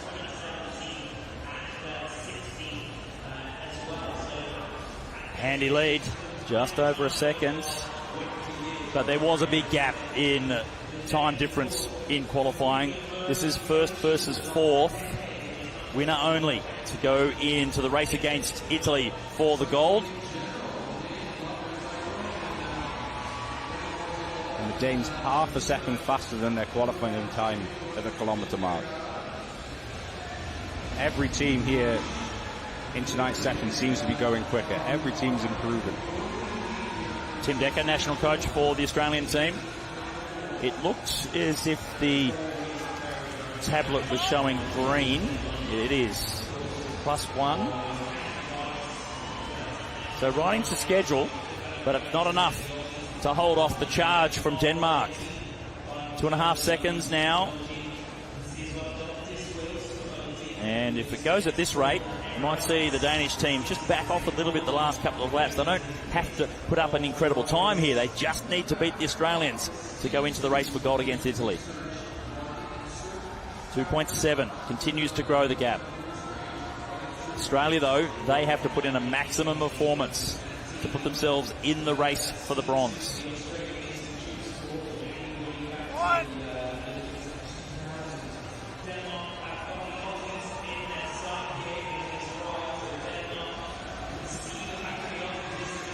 Denmark now getting close to having Australia in the same straight. Down to 3 riders for the Danish team. The Australians still with 4. Larson, Befort, Leaf and Madsen. Then a fantastic job for now. And now one rider from Australia just swinging up and moving out of the way. O'Brien, Bledden, Connolly, Sam Welsford. Both teams down to 3. Denmark in complete control here. First round of the men's team pursuit. The final heat, winner only through to the gold medal race. And a 3.6 second margin. They have the Australians well in their sights. Just in the same straight now. So comfortable ride for the Danish team. Italians certainly have to dig a little bit deeper than what we're witnessing here from the Danish squad. But the Australians' time to beat is a 3:49.2 set by the French. So that's their marker. That's Australia's marker to beat to qualify for bronze tomorrow.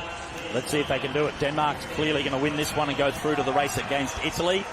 Quarter of a lap to go as they swing up. Still an incredible time, it must be said. 3:45, cruising to the line. And the Australian time, 3:48.2. So that is good enough to go into the race for bronze. So good performances from both. While the losing team seemed significantly less than what we saw from Denmark, it was still what they needed to do to give themselves a chance to come away with the bronze medal here at the championships. How controlled was Denmark? Faster than the Italians, and they truly looked like they were breathing through their noses. They never looked in difficulty. All 4 of them, there wasn't any gaps. There wasn't. So smooth and just dialed. 4 riders that look like they spent a lot of time together, a lot of time in the team pursuit. And they have made some changes over the last couple of seasons, Denmark, but every time they make changes, they seem to be still right back up at the pointy end, so it hasn't been detrimental to them. You mentioned that they've been really good in between the Olympic cycles. They are the silver medalists from Tokyo. And even though it's interesting, isn't it, with the Olympics, you might win a world title or two in between the Olympic years, but if you finish second at the Olympics, it's seen as if you got it wrong. Yeah. Still a great performance to be silver medalist from the Olympic Games, but Denmark, of course, they've been there close a few times. They want to win gold. First, they want to try and win gold here in Glasgow. Italy will be racing Denmark, and New Zealand versus Australia. Trans-Tasman affair for the race for the bronze medal. And a very close battle, both 3:48.2, New Zealand and Australia. So tomorrow that bronze battle will be one that I don't really want to call. Even though I'm sat next to an Australian, I don't want to say New Zealand just in case. But well, I'll go for Australia. You go for New Zealand. Let's make it neutral. That's good. Fantastic. Over 2-second improvement for the Aussies, and they did split up right at the end of the qualifying round yesterday. So the changes they made, bringing in Oliver Bledden, that has worked really well. That's the fastest time Ollie has ever ridden. Yeah, and that first, his introduction to it as well, brilliant. Women's C4 scratch race is about to come onto the track, and this is how a scratch race works. All the riders starting on the track at the same time, up to 24 maximum. Neutral lap usually to get them underway, 40 laps for the women. And we saw the men's elite race last night, 60 laps of the track. First across the line, it gets complicated if a rider or more take a lap on the field. Barring that, it is like a big mass sprint, and no laps were taken in the elite men's race last night. Gold medal did go to Britain. So C4 scratch race, 10Ks.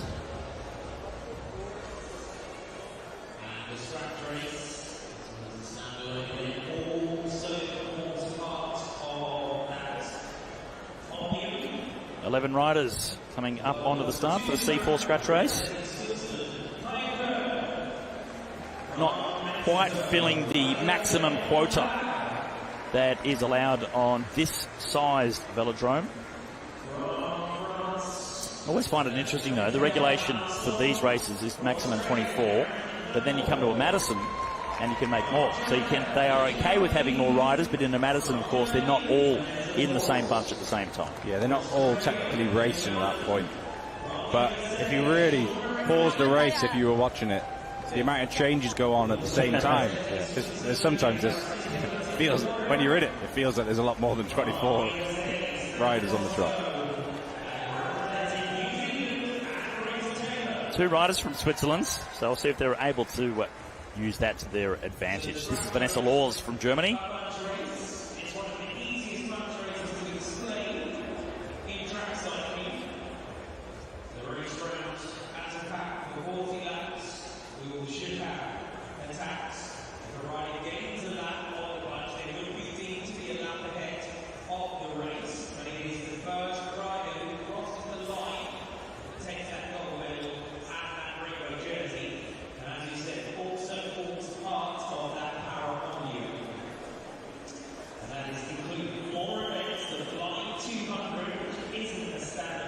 Whistle gets them underway.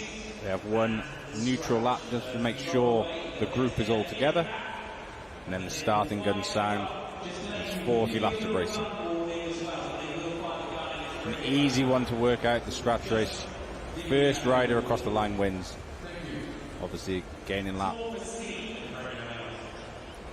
comes into play, but as they come round for this first time, looks like they're all together.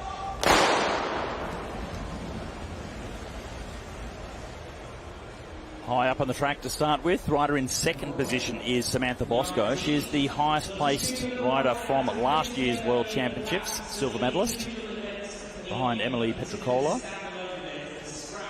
Meg Lemon also in the race here for Australia. Down the bottom of the track, she was the bronze medalist from last year.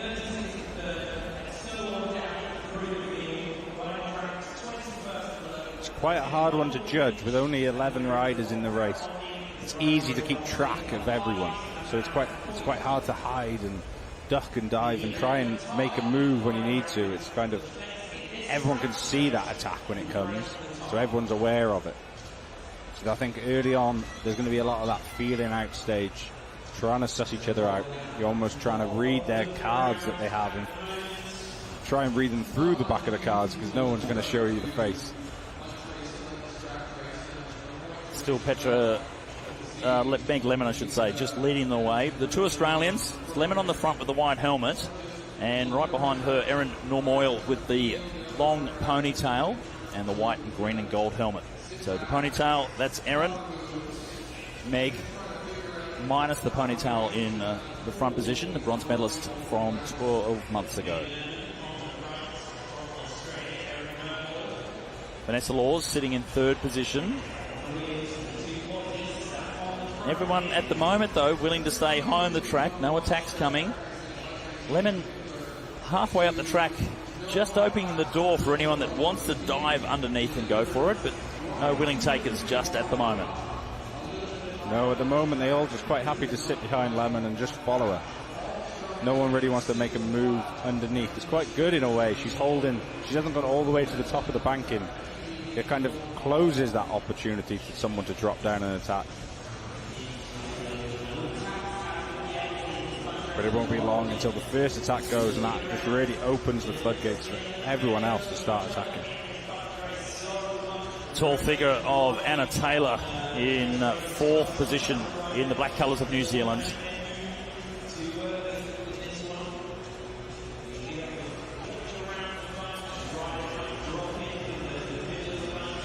A little bit of pressure now being applied from Meg Lemon, and perhaps some subtle team tactics coming into play as well, because Erin Normoyle not sticking to the wheel there of Lemon and just allowing her teammate, her compatriot, to drift off the front. Vanessa Laws from Germany, really quick to react to make sure she accelerates up to the back wheel of Lemon. Meg swings up and drifts back down. So the first time we've seen them all come to the bottom of the track with a bit of an acceleration. We'll see if that plays any role in putting some fatigue into the riders. There's Normoyle.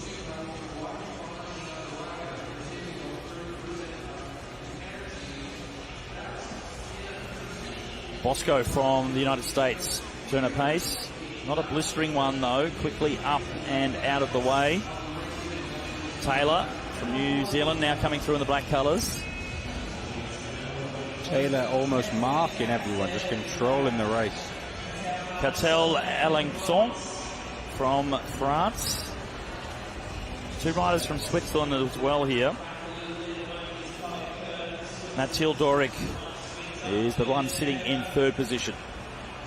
Meg Lemon drifts down to the bottom, and a bit of a move coming up round the outside. Samantha Bosco this is.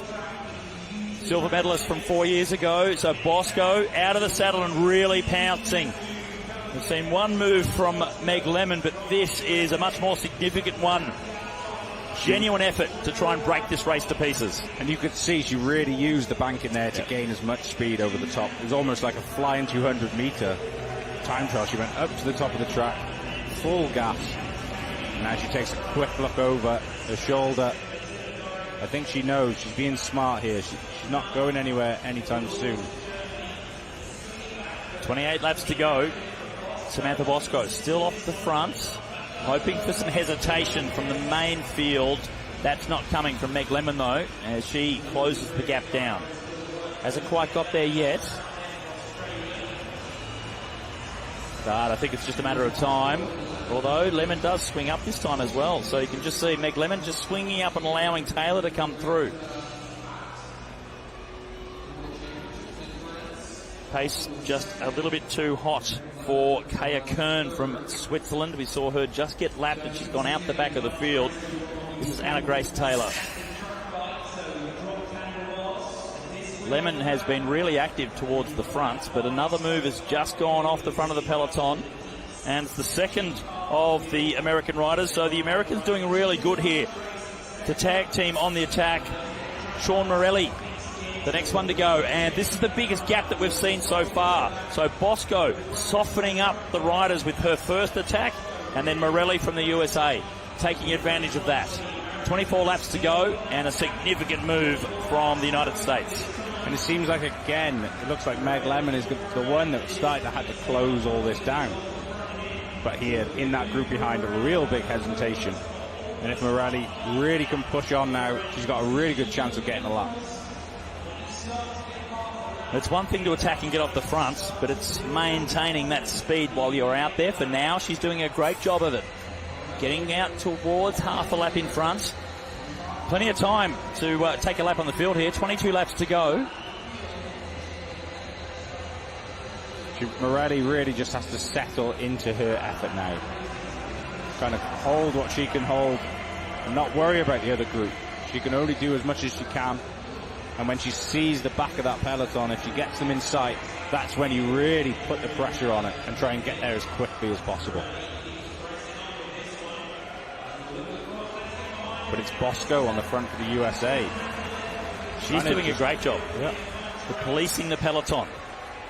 Going to the front but not driving the pace, allowing her teammate Morelli to maintain this advantage. Now the crowd is starting to realise there's a real chance that we could be seeing a lap taken on the field here with 20 laps to go. Again, the pressure going on to the shoulders of Meg Lemon. Laws from Germany comes through. Pace, as I mentioned, a little bit too hot for Kao Kern from Switzerland, the first rider we've seen withdraw.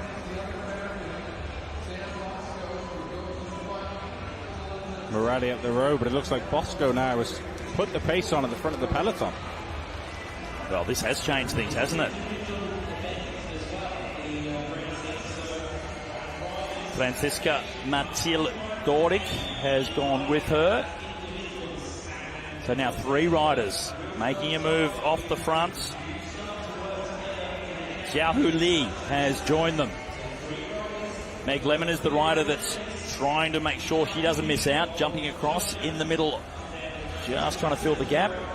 While this is all happening though, Sean Morelli, with 17 laps to go, still has a very handy advantage.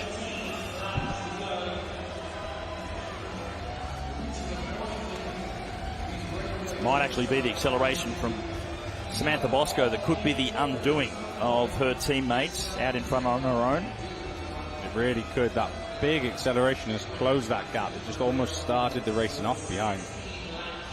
But Taylor, the New Zealander, has quietly been floating in the group. Not really been asked to ride on the front much, but she's always in the right position. And look, drifting up the track now.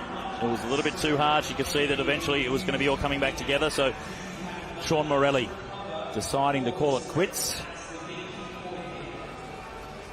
And it's 15 laps to go. Not quite all back together just yet. That's about to happen now as Samantha Bosco comes through.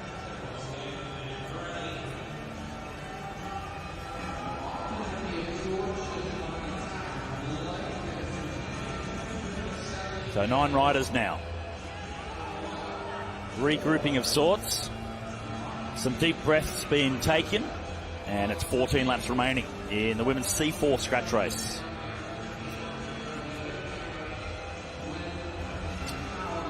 Well, some heavy chasing happening. We'll see if anyone's got the legs down to take advantage of that while the fatigue is really set in. And see who's willing to go on the attack now. And you're getting close to the danger time now. Around 10 laps to go, everyone starts thinking about the sprint and what they need to do towards the end of the race. And that bit of hesitation, if someone's got the legs for a do-or-die attack, they go now and try and hold on. How big the Morelli had that gap early on. If she can do that again, all she needs to do is hang on until the end. 12 to go. Yeah, it is that magic point around 10 laps to go when people start to think we're close to the sprint. Do I save my energy for that? And it can open up the opportunity for riders to go on a late-minute attack. And if there's enough hesitation in the bunch with the riders that are trying to save energy for the final pounce, that's when they might be able to get a big enough lead. For now, it does look as if everyone's starting to think, except for Meg Lemon, of a sprint. She dives through underneath. Who's going to come out after her now? So Meg Lemon on the move. She'll come around to get 9 laps to go inside the final 10 laps. And it's Laws of Germany who closed that gap straight away. No hesitation there. Straight back on the wheel. 10 to go it is. Haven't quite got inside the final 10. It'll be 9 next time around.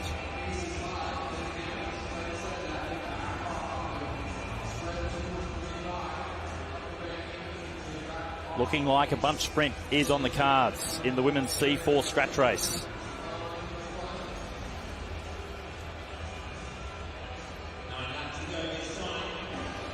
The two American riders, Samantha Bosco and Sean Mortelli, they've been active. 2 solo attacks from those riders. Do they have anything in the legs to go for it again?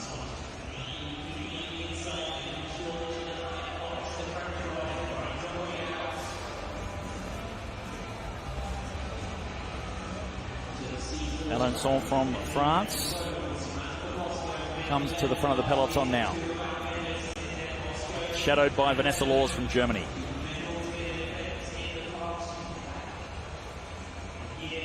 And for any of the riders that do fancy themselves in a sprint, this has been fantastic for them. Good 4, 5, 6 laps of rolling around.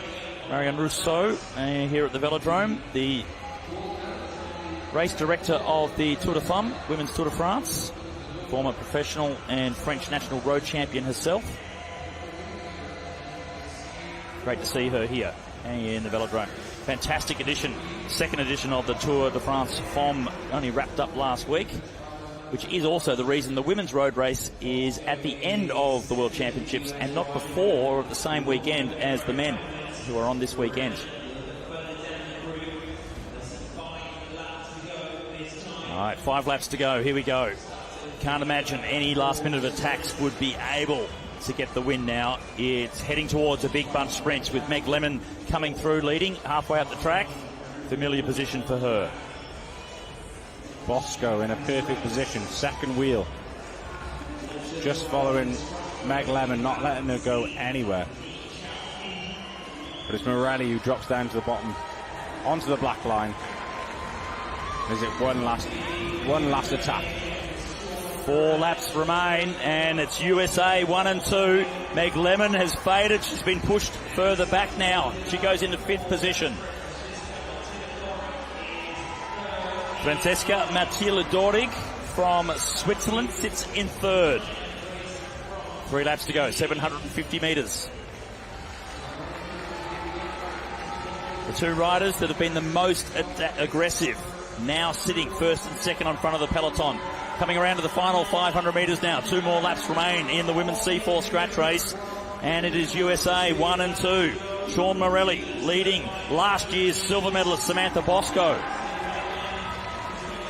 Looking to go one better this time around. That sprint starts to open up from behind. And the first move as they come into the final lap, it's Francesca Mathilde Dorig from Switzerland, absolutely powering down the back straight, but trying to look to come up around the outside of her, though, is Yao Li from China. But it's Switzerland that leads into the final bend. Mathilde Dorig will come through to get gold, but only just, really tight, right on the line. These long straights, good example of how there is an opportunity right there. There's enough time to come around the outside, but wasn't quite able to get there, Lee.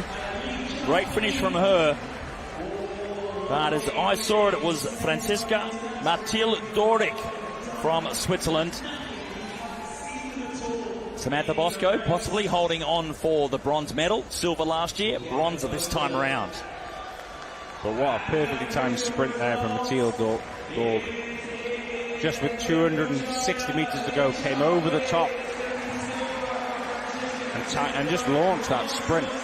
Bosco had no chance to answer, caught off guard completely from Mathilde Dorig. It was close at the end. Just how long the straight is. You can look at the acceleration. I don't know.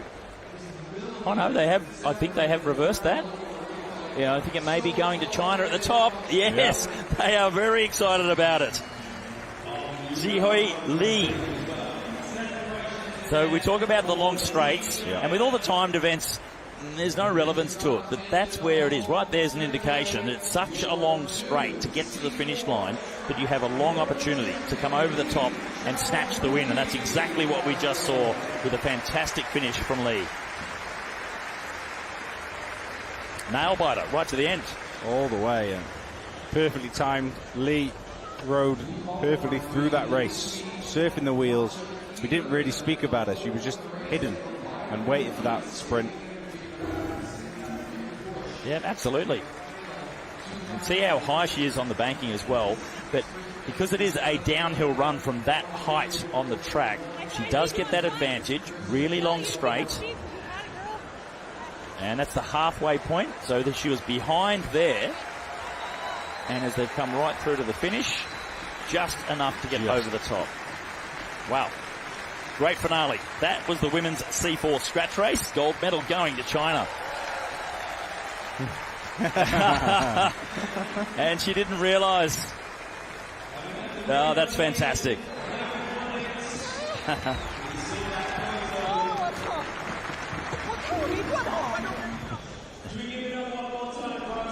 Well, you know it's close when the winner doesn't know she'd won until she got off the block and was told by the officials.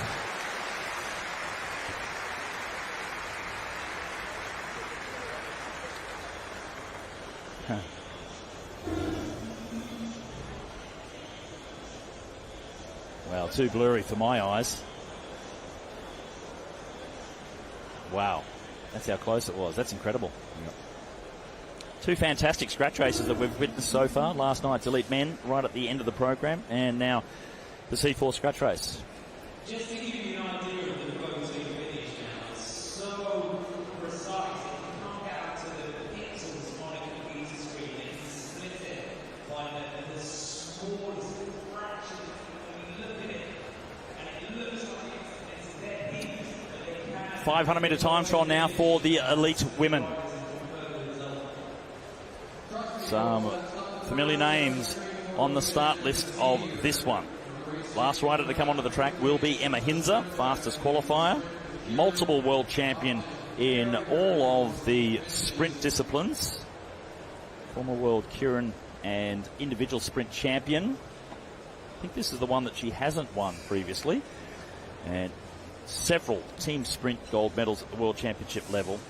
Shanju Bao from China will be the first rider to go. 3 riders from China will be the first 3 riders, actually. Bao, Jiang, and Gao. Then Pauline Grabosch from Germany. Leah Friedrich from Germany. Sophie Capewell from Great Britain. Christina Klonen, penultimate rider. And then Emma Hinze. So the 3 Germans, the 3 riders from their gold medal winning team sprint squad over the last 3 years.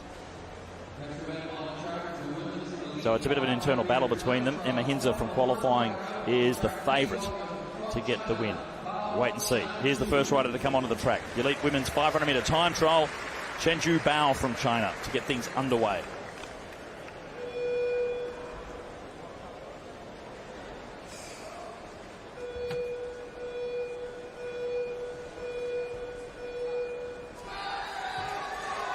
Fantastic start.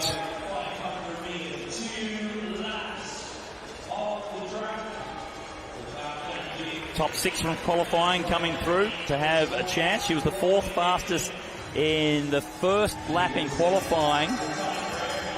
7th fastest, I should say. So not a blisteringly fast start expected from Bao, and that is what we saw on the first lap. Now trying to finish things off.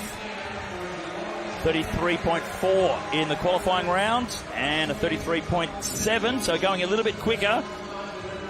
That's what we ask of our riders when they come out to the final of the 500, to at least get an improvement on their qualifying time. That's what Bao has been able to achieve. Yeah, again, come out. She's done everything she needed to do. When she improves, they all need to be happy with that. And we were talking about the kilometre time trial, how sometimes that doesn't happen, the improvement, because of the depth that they have to go to over 4 laps compared to the 500. So the fatigue level in the 500, not quite as much. So it is very common to see faster times in the final compared to the qualifying for the ladies. And you'll see as the race goes on through all these riders, a lot of the riders don't choose those aerodynamic handlebars, the tri-bars. They just go straight onto the drop bars. These are always quite aero now. They spend a lot of time wind tunnel testing. They're not as shallow or as low as they used to be. And even with the aero helmet on, they get into a really good position. Yulu Jiang, second of our trio from China to get things underway for the 500-meter time trial.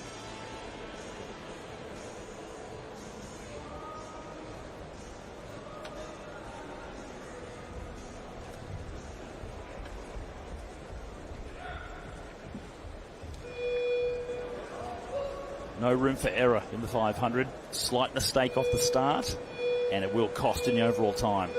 Must be perfect. Jiang underway. Strong core strength, power, or every little bit of energy going through the pedals to propel the bicycle forward.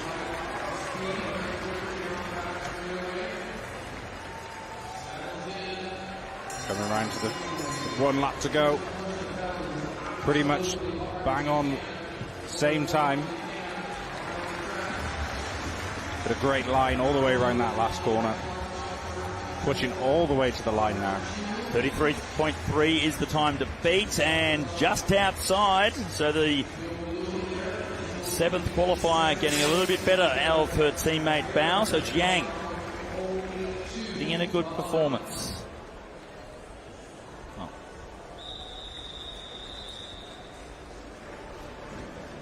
Bao still leads the way. Jiang not quite good enough to get the better.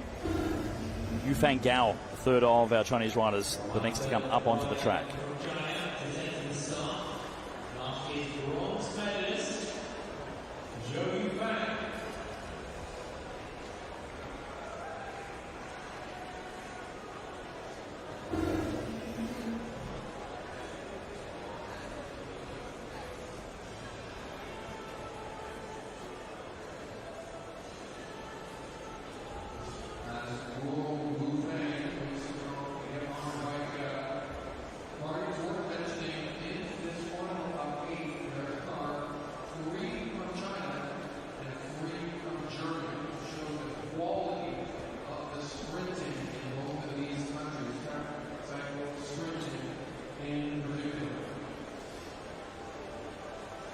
Third rider onto the start line, third of our 3 Chinese. Yufang Gao. Germany with 3 riders in the final. China with 3. Great Britain with 1, Sophie Capewell. And Australia, second fastest qualifier with Christina Clonan. So depth of talent with Germany and China in terms of women's sprinting.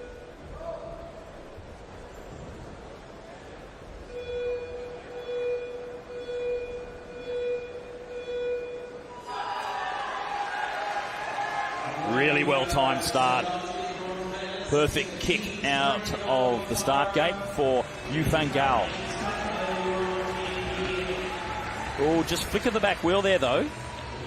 She's up, she's in the green, but you just see that the back wheel just slide up the track a little bit. 600th of a second into the green for Yufang Gao.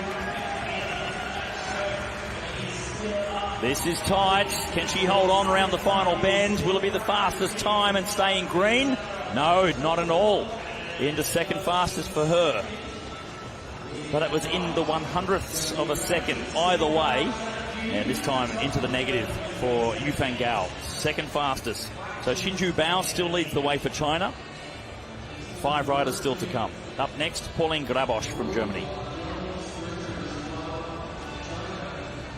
And Bao with a big smile on her face there.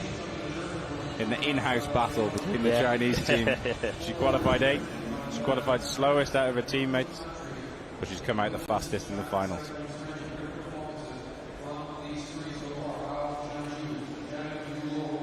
World record in this particular event, Jessica Salazar, 32.268. But that was in Aguascalientes in Mexico.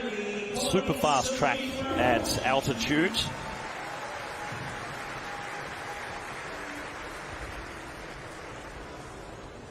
Emma Hinze with the fastest time from the qualifying round with a 32.8, so 0.6 of a second slower than the world record. But that's no surprise because of the advantages you do have racing at higher altitude with thinner air to push through. This is Pauline Grabosch. Position number 1 in the World Championship winning women's team sprint squad.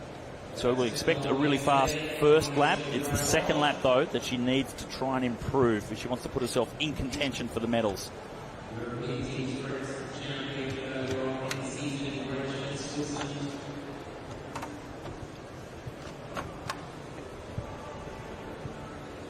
Jan van Eyden, coach on the left-hand side, former Kirin World Champion, long-time coach of the British program, moving back to his native Germany to look after his German team. Only a couple of years ago that he did make the transition. He'd been so many years working with the British program.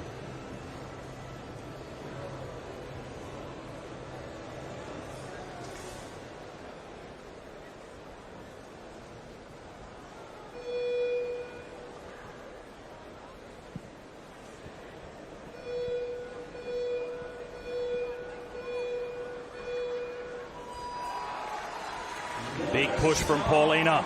Grabosch is underway.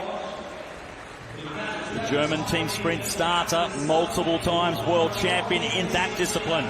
She wants some individual medals, though. We'll see her perhaps in the sprint and the Kirin this week also.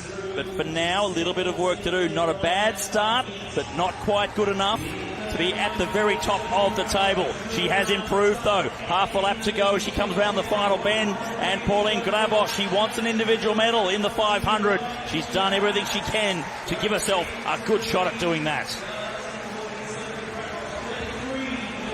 Improving by 1/10 of a second from her qualifying ride earlier today. But yeah, that first lap, just a little bit too far down from what she'd really wanted. She turned it round, it went green, she set the fastest time. But with 4 riders still to go, it's now in the other rider's hands if she's going to get a medal. Well, the next rider about to come onto the track, she knows so well, spent so much time with Leah Frederick, but look at the effort, the strain, the stress and the power going through the pedals from Pauline Grabosch.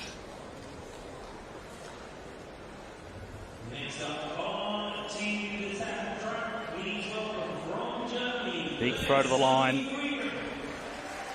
Absolutely vital to throw the bike to the line when the time gaps between these riders are so small. Every little bit helps. Leah Frederick now.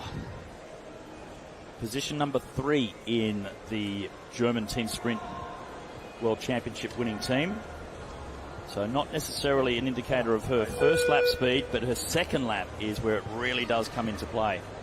So don't expect things to go green perhaps in the first half lap. If they do, then well, she is on an absolute flyer. But she will be very fast in the second lap.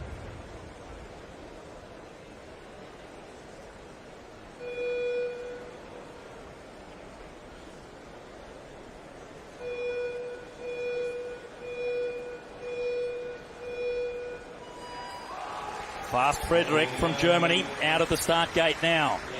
Only 3 more riders to come. She wants a medal. Needs to post a super quick time. As expected, slightly down after the first half lap. But now she's up to full speed. This is when her powers come into play. Into the green with a lap to go. She should be able to extend that as she comes down the back straight. Such a strong sprinter. It has gone out a little bit, but not a lot. A little bit more work to do for Frederick to get a better time. And out to 1/10 of a second now. So 33.1. Solid ride from her. And that's a 2/10 of a second improvement from qualifying. So really good second half lap there from Leah Frederick. That was that first lap. The way she came out of the blocks. In that first lap, she gained 0.2 of a second on her time from qualifying. So that even that first half lap, she was only just a little bit down. And we already knew, third rider in the team sprint, she's going to have that endurance the whole way through. And she kept on squeezing.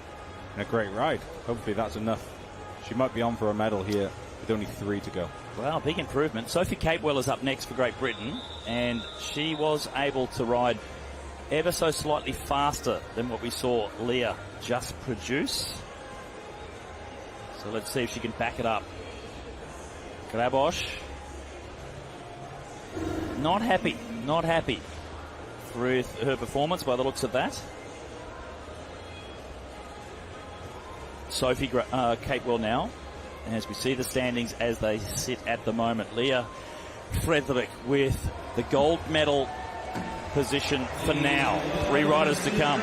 Will Frederick end up with a medal? And the crowd will be doing everything they can to lift Sophie Capewell up onto the podium. 2 more riders still to come. Christina Clonan, the Commonwealth Games champion, and Emma Hinzer, multiple world champion in other sprint disciplines. She was the only rider to go under 33 seconds, Emma Hinzer, in qualifying. She would be confident. What can Sophie Capewell do?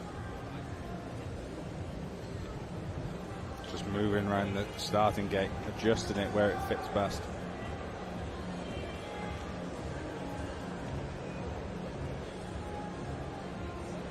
Capewell staying calm, not letting things worry or bother her. She just knows the job she needs to do.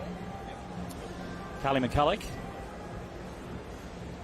world champion herself in the sprint disciplines, team sprint in particular for Carly McCulloch, alongside Steph Morton and the great Anna Mears. Anna Mears for the Olympic Games next year is going to be our chef de mission, so the boss of the Australian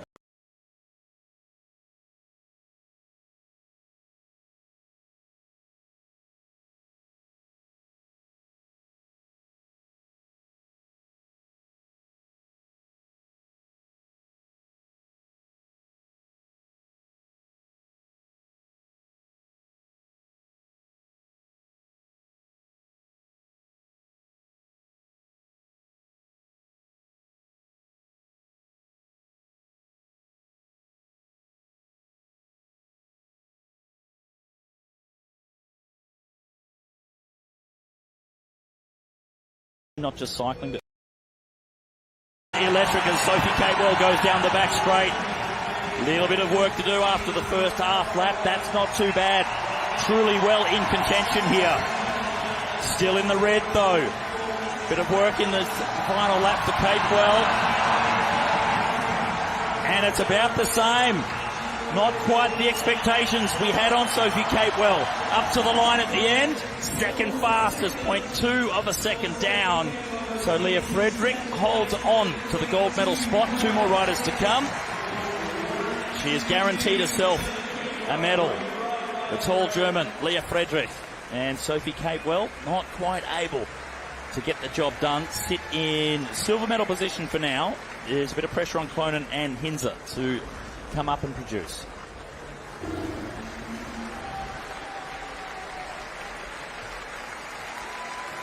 Really shows the class of Friedrich's ride. She came out, she's improved on her time in qualifying. Capewell just a little bit off her qualifying time earlier on today. Oh, the margins are just so narrow. If you don't get everything absolutely perfect, you cannot replicate the previous rides. So Capewell putting a smile onto Frederick's dial. So holding on to tender hold.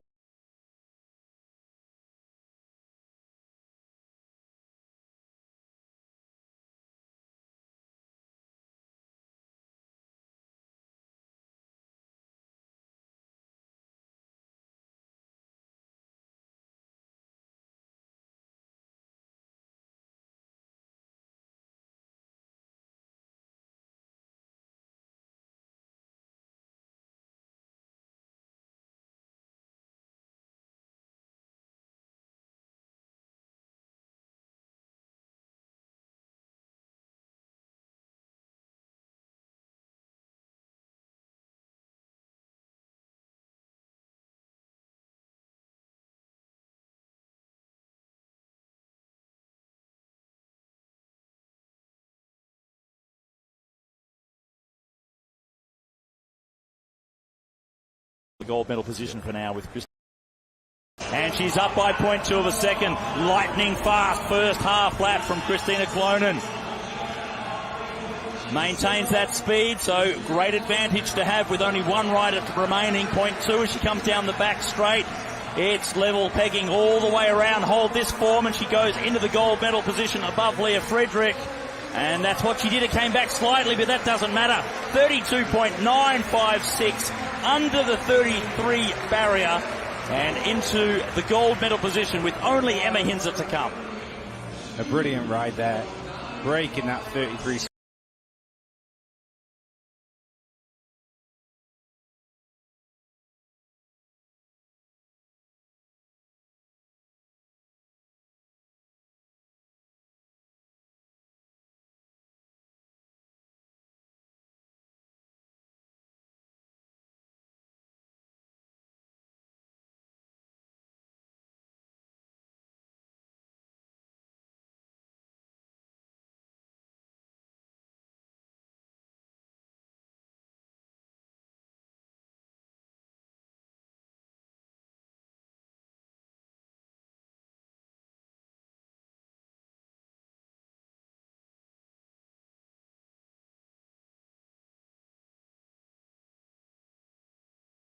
The fastest qualified, Emma Hinze.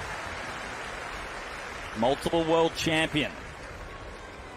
Can she get the job done here in the 500-meter time trial? 32.85 in qualifying compared to the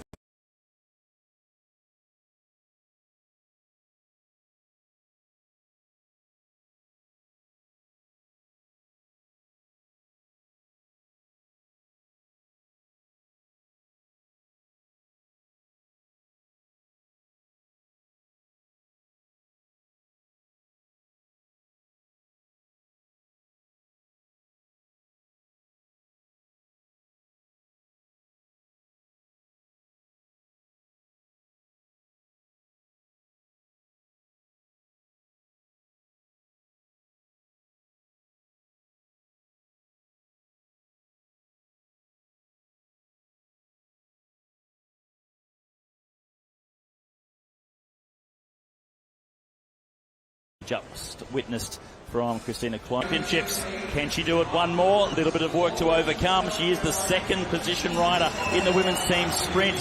So her second lap will be strong. 0.1 of a second though. This is a big ask of the German champion as she goes down the back straight. It's getting closer, but still has to finish off around the final bend. Klonen is still holding on to gold. But that goes over to Emma Hinze by the narrowest of margins, 0.1 of a second. But Hinze, in the throw, claims the world title.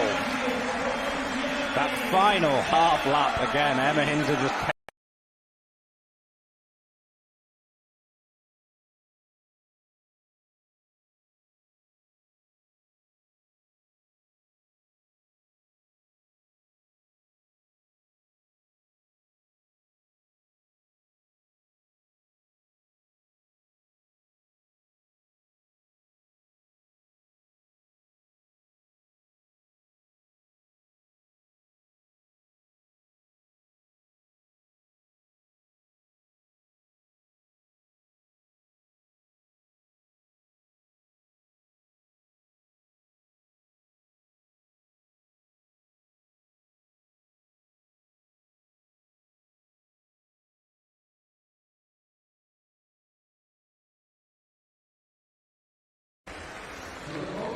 almost just looks at one with the bike. You see those riders, they never sat on top, they sat in the bike.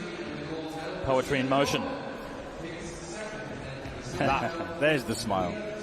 Elation for Emma Hinze as she wins the 500-meter time trial gold medal here in Glasgow at the World Championships. Christina Klonen will take the silver. She'll be happy with that. Personal best in the final. And Leah Sophie Frederick from Germany. Gold and silver for Germany. German sandwich for the Australian in the middle, Christina Klonen.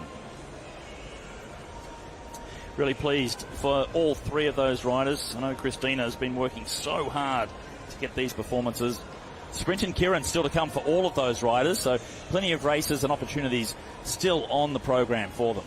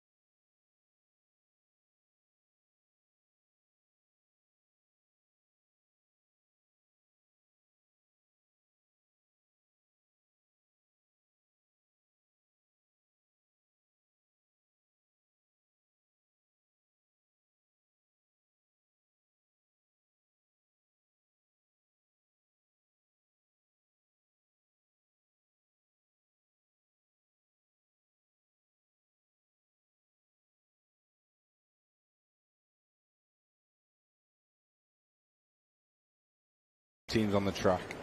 It's important to always keep an eye on the times in these.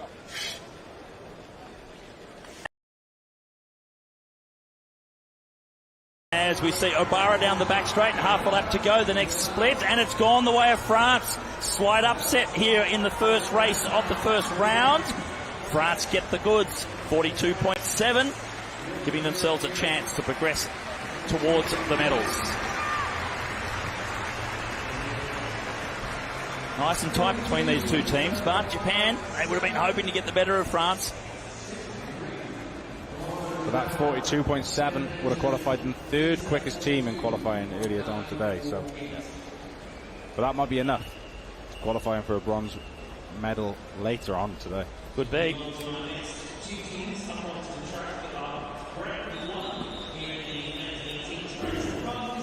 But you saw how important that final lap was. Halal really opened up the taps and pulled that gap down. Japan were up for the first two laps at 0.1 of a second, but that anchor lap from Halal really turned it round. So winning the heat gives them an opportunity to be racing for the medals. Fastest two winning teams go to race for gold and silver. The next two fastest winning teams race for third and fourth. So France have got the job done. They beat Japan. They now wait to see who will win and what times they produce in the next heats. Poland versus Great Britain. Heat number 2 in the first round. You hear the cheers in the background as Gregory Bourget tending to his rider. And that cheer is for Great Britain. Alistair Fielding, Hamish Turnbull and Jack Carlin. So Carlin coming in. He didn't ride the qualifying. Now they've brought in their superstar sprinter. Surely that will make a big difference for them. Up against Balecki, Mateusz Rudik and Rakowski from Poland. Secret weapon, Jack Carlin coming in for Great Britain. Missing that qualifying round might have saved that little bit of legs. Jack will have a big program of racing this week, but they needed him in this team to try and get to the finals.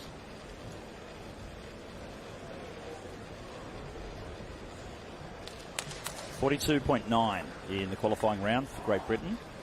Poland 42.9 as well, so it's only hundredths of a second separating these two.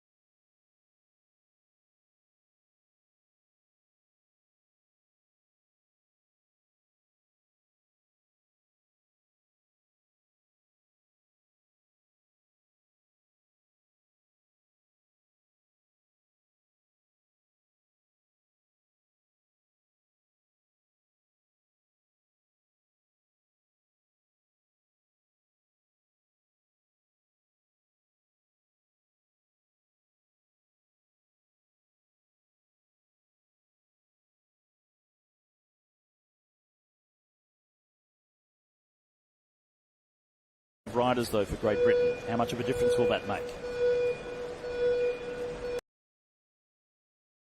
He needs to not think about it. Go through the process. He's done enough standard starts throughout his life. He just forget about it. You do the same thing. You do what you need to do. We just see there with Carlin just looking at the bike, the mechanic, and he wasn't expecting anything. He was just getting the pedal position right.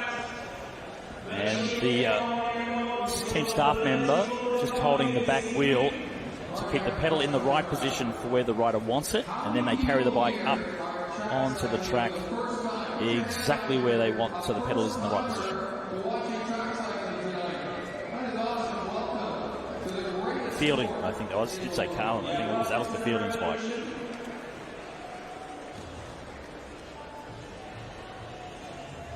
Ernie, the head mechanic, part of the British cycling system for feels like when everything was black and white. As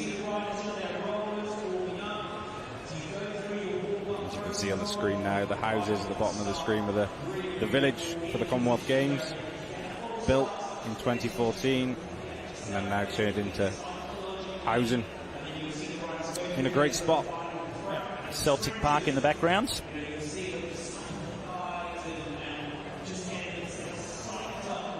I think there's a football game on tomorrow night.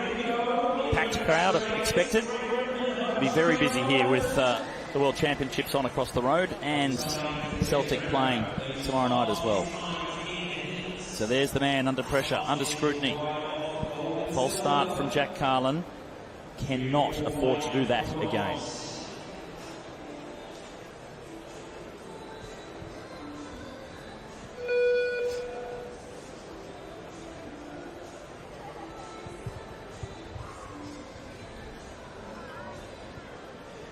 Reset, refocus. Heat number 2, round 1. Team sprint for the men.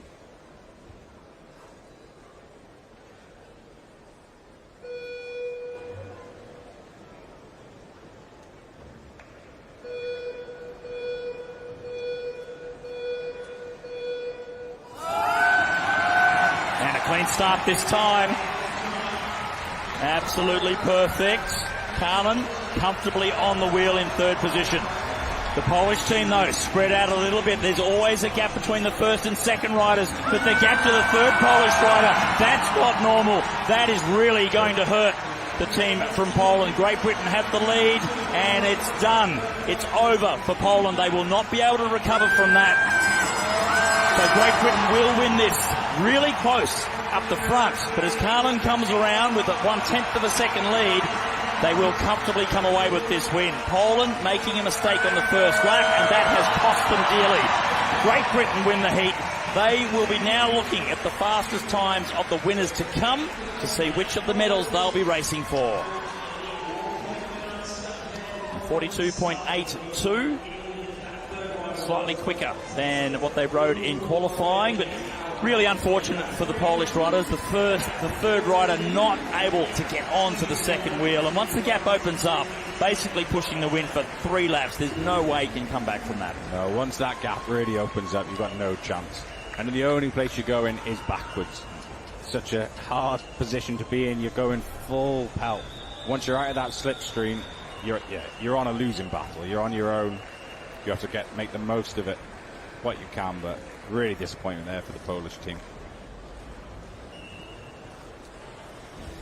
And they did qualify quicker than the Brits, so they will be disappointed. But it shows that they're still always there or thereabouts. Bit of unsung heroes, the Polish team. They've always produced some really good sprinters. So Great Britain with the win. France still out on top with the fastest time so far, 42.7. So 2 races to come. Australia versus Germany, Netherlands versus China.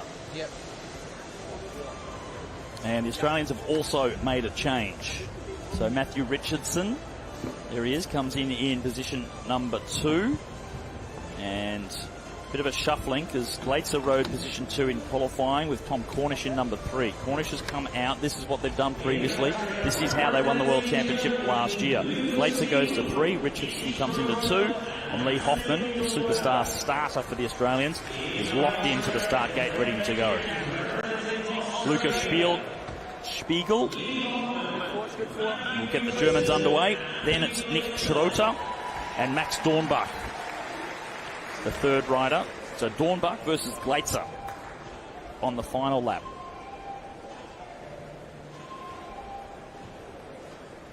Winning team only to progress.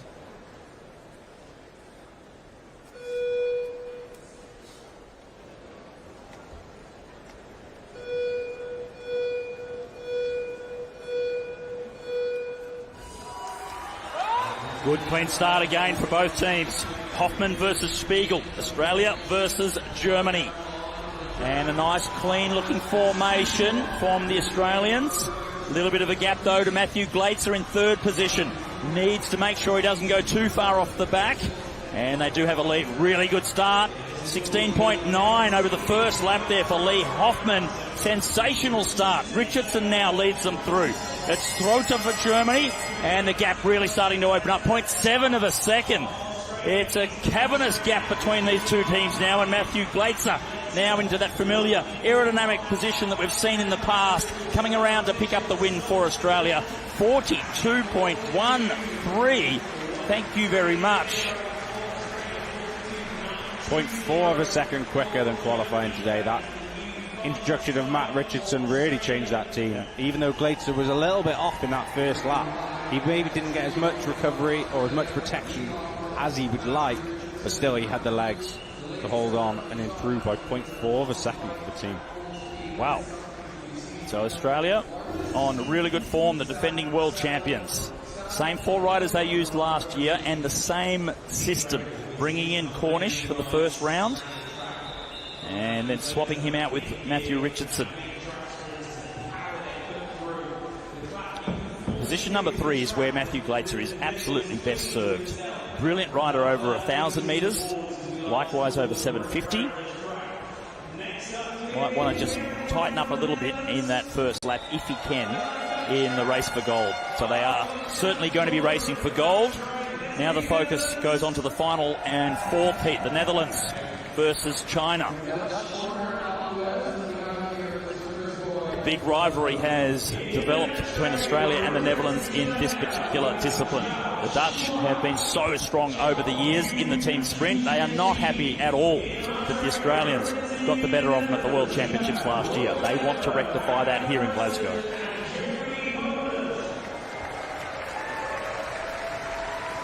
Roy Vandenberg, starter for the Netherlands. Then it's the world sprint champion and world Kirin champion, Harry Levreisen. And then Jeff Hooglands will be finishing them off. China on the other side of the track. Shuao Gao, Yu Zhu, and Chenxi Zi. Gao in the first position. Not happy with the configuration, just adjusting the bike.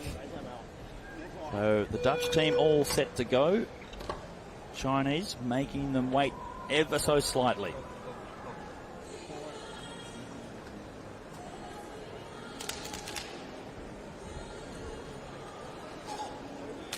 Now we're ready. Fourth and final heat. Men's elite team sprint, round 1. Winner only through to the final. Australia, they are going to be racing for gold. Will it be against the Netherlands?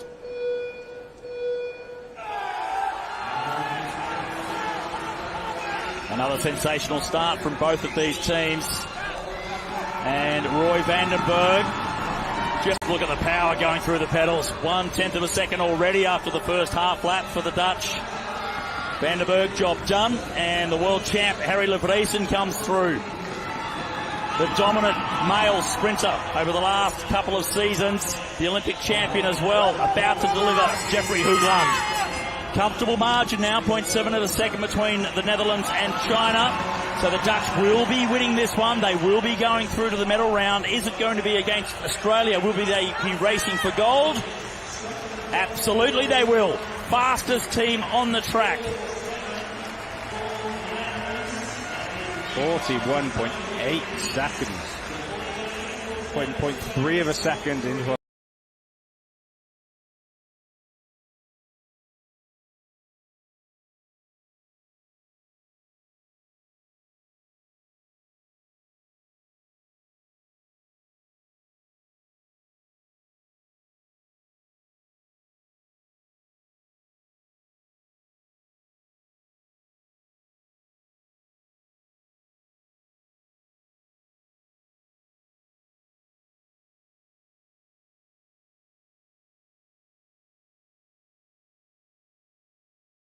And that is a massive statement. The only team to go under 42 seconds. 41.847. So tonight, the final, it's not too far away actually, so they don't get too much of a rest. But Australia will be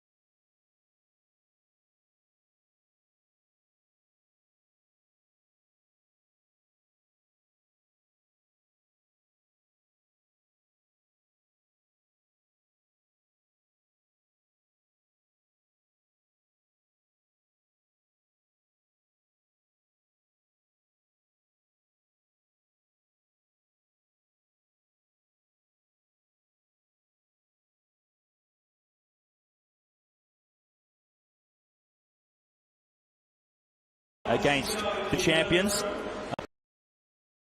here, and that is a massive statement. The only team to go under 42 seconds, 41.847. So tonight, the final, it's not too far away actually, so they don't get too much of a rest. But Australia will be racing against the champions.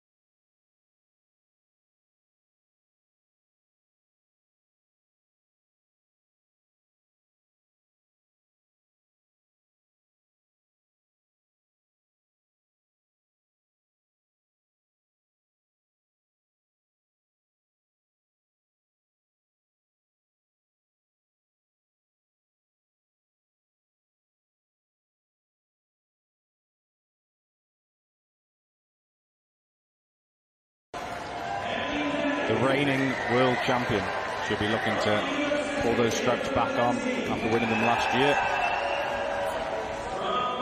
And then Stenberg, the European champion. So there's some experience there. There's plenty of riders in this race who know how to win. Yeah. Jess Roberts from Great Britain. Emily Kay in the green colours just behind her. There's Valente. She's very handy in all of these bunch races.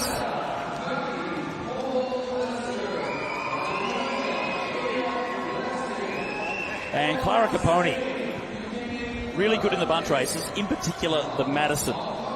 Medalist at the World Championships several times in the last couple of seasons. Of course, racing on her own here in the scratch race, but Caponi, one to watch. She really knows how to read a race and follow the right moves when it goes. And just rolling off. Well, some have rolled off. And almost left half. Some have stayed, yes. So we'll have to come around and do all of this again, I think. It's not a Madison. They haven't. No. Jess Roberts there saw the funny side. A bit of a smile across her face.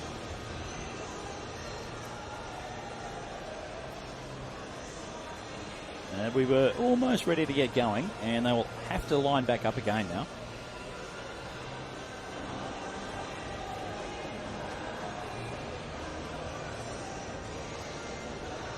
Paul Manning there, waving. Michaela Drummond, strong rider in the team pursuit. Oh, and that was Nick Stoppler, actually, the Dutch coach that almost got taken out by Chloe Moran, or almost took himself out, or almost took her out, I should say. He was the one at fault.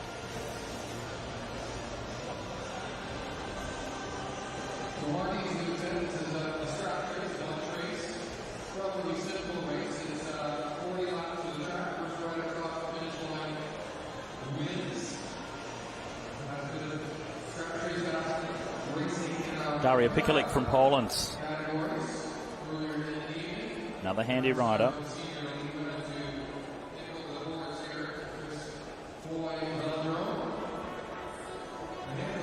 There's Michaela Drummond.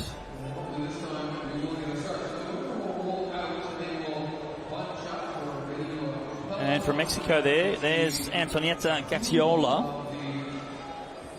Antonieta has 1.1 million followers on Instagram, and I'm pretty sure, especially amongst the female cyclists, that would be the most Instagram followers of any of the riders. The rider from Mexico, Gacciola.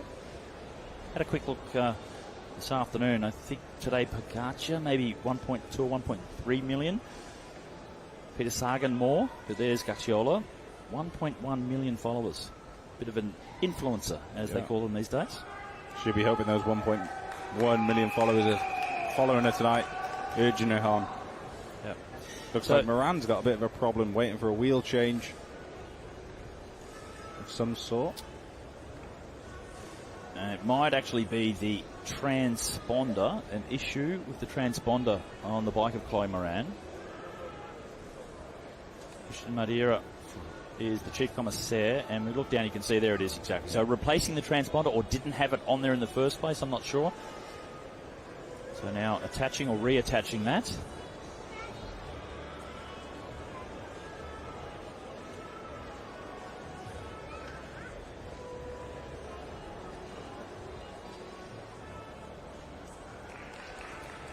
Long time to wait for all the riders. Katrin de Klerk from Belgium. Well, there's Nick Stoppler just holding up the Dutch rider. And I do know Nick pretty well, so I can lay blame on him and not feel guilty about it. He is the original cause of the reconfiguration and line-up here at the scratch race. Chloe Moran, though, with that transponder sorted, gets them underway. So Chloe Moran, South Australian, number 1 on her back, leads the women's elite scratch race underway. 10 kilometres, 40 laps of the track. The men raced last night over 60 laps, and fair to say the first 30 laps or so, not much happened in the men's race. Fantastic final 10 laps, but not a lot on offer in the first half of the men's race last night. Let's see what the ladies can do over 40 laps, all strung out to start with. Gacciola is the Pan American scratch race champion, won the Madison as well. That was only a couple of months ago, so on good recent form, the Instagram influencer from Mexico. I'm sure that's just a sidekick. This is what she wants to be really known for, as an elite athlete.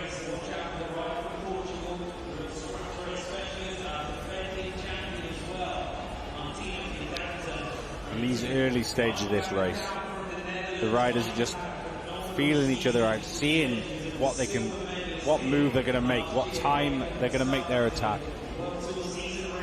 No one really wants to put the pressure on anyone else. They want someone else to fatigue everyone else's legs, and then they can make that move when it really gets hard and go over the top. Like we saw in the men's scratch race yesterday. Early on in the race, everyone was happy to keep it on the black line, almost rolling through, taking their turns. Pikalik from Poland leads the peloton through. Half a lap for her, up and out of the way, and that allows Valente to come through. Much shorter turn from Jennifer. Doesn't want to waste any energy on the front if it's not necessary.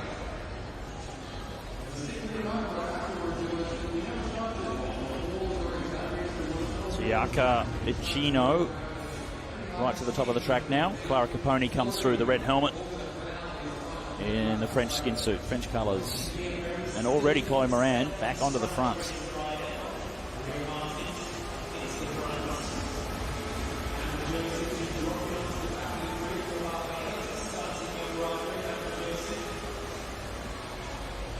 Nervously watching each other.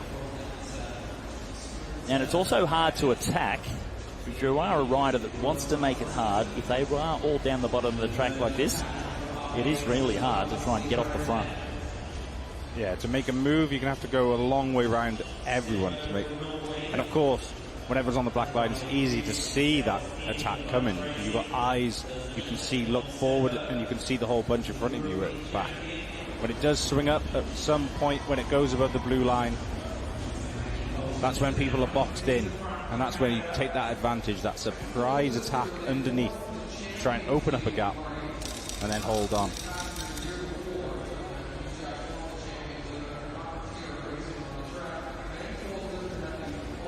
We're only coming around nearly at 10 laps into this race.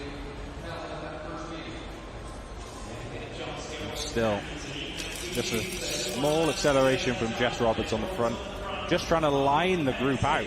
But see those gaps just open because no one was expecting that. And already now, those little gaps, if she opens up, swings back in, and hopefully she gets some teammates in a way that want to make this race hard. Gazziola from Mexico, up and out of the way as well. Short turn of pace from her, but that was a big acceleration from Roberts.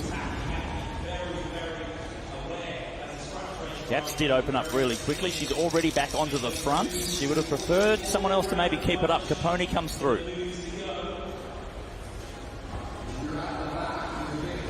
It almost confirms what Roberts' tactics will be for the race, though. She knows that she needs to make it hard if she has a chance of winning today. Fidanza in the blue of Italy, reigning world champion, just swings off the front. Gold, silver and bronze from 12 months ago in the race. Behind Fidanza it was Van der Doen from the Netherlands. Valente with the bronze medal. So it'll be interesting to see how it configures this time around. 25 laps to go now. Emily Kay from Ireland just leads them through and up out of the way. There's Valenti right at the very back for the USA. Stood on the podium 12 months ago. Can she do it again? And it's Reisner from Germany now. Opened up a little gap. Kind of one of those soft attacks. She didn't really attack. She just rolled off the front, got the gap. And once she's seen that gap behind her, took that little glance, she's really pressed on the pedals. Lena Reisner, and it's a big enough gap to cause some hesitation from the peloton. Fidanza just trying to keep a little bit of pressure on to keep the average speed of the field high, but not willing to stay on the front too long and waste energy. So Reisner, if she can just keep the tempo up and wait for a hesitation back in the main field, but at the moment that's not coming. It's going to be tough for Reisner to try and maintain this gap.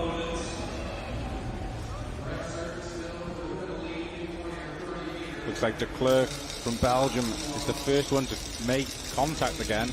She just swings up. But Reisner has decided it's a little bit too tough. Wasn't able to break the stranglehold of the peloton. So Reisner swings up and the race is all back together.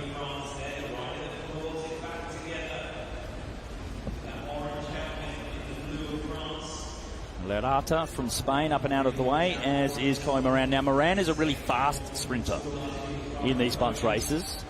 She does have some strength as well, but if it is going to stay together as they come around for 20 laps to go, Moran will be hoping that she'll get herself into a good position to go for the final sprint. And this is the difference here. So some riders who are going to be back in their sprint are going to be riding really larger gears than the other riders who will be wanting to attack. They know their one tactic. They want the biggest gearing on they can, so they have the fastest speed at the end of the race. But that means they can't accelerate to close gaps as fast, because that will take more out of their legs, create more fatigue. So those sprinters you'll see just trying to save as much as possible, almost gambling that it'll be a big group sprint come the end. Riding towards that at the moment. 18 laps to go, though. Still plenty of time to go on the attack for any of these riders that do not fancy themselves in a bunch sprint. And we don't have an entire peloton full of sprinters. Someone needs to make an attack if they want to try and make this difficult for all of those really fast riders. Fidanza, flick of the elbow and up and out of the way. Gaxiola goes through.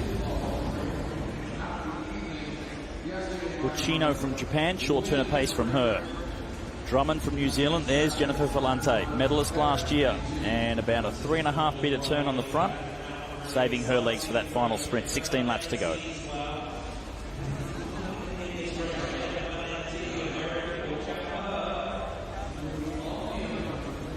The graphic does come up as Giovanni Lombardi, but that's not Giovanni, unfortunately. Looked more like Kurichet, actually. Caponi, she's been at the front but doing short turns. You can see these riders that keep popping up on the front. When they do swing up, they don't want to go all the way right to the very back. Don't want to get too far back and get themselves caught out. Van der Duyn from the Netherlands, the silver medalist from 12 months ago. 14 laps to go.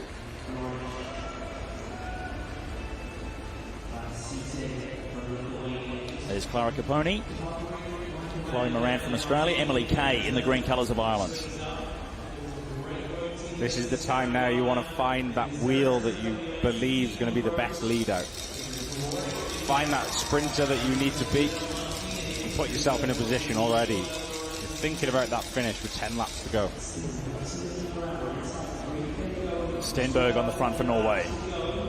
Uchino from Japan follows her. And no increase in pace.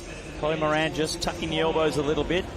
Try and save some drag before she moves up to the top of the track. And the pace is starting to pip up a little bit, but not enough to cause any damage. Just nervous energy. The riders starting to fan up the track a little bit. Getting closer to 10 to go. One more lap until we get into the final 10 laps of the race. Valente swings up. Fidanza comes through. Gaxiola in third place. Then it's the silver medalist from last year, Van der Duyn. Pikalik follows her from Poland.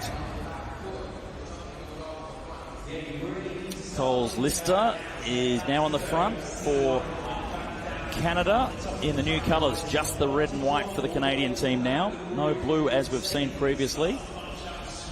Chloe Moran comes through. There's a little gap there. This is the time. Lecce just needs to keep moving. If she doesn't back herself in the sprint, she had a chance there, but she chose to go back to the top of the board. Yep. I thought maybe she was going to try and sneak off the front, but Moran just stayed close enough to cause that hesitation. Coming around for 8 laps to go, and now we haven't seen much of this, a real bunching up.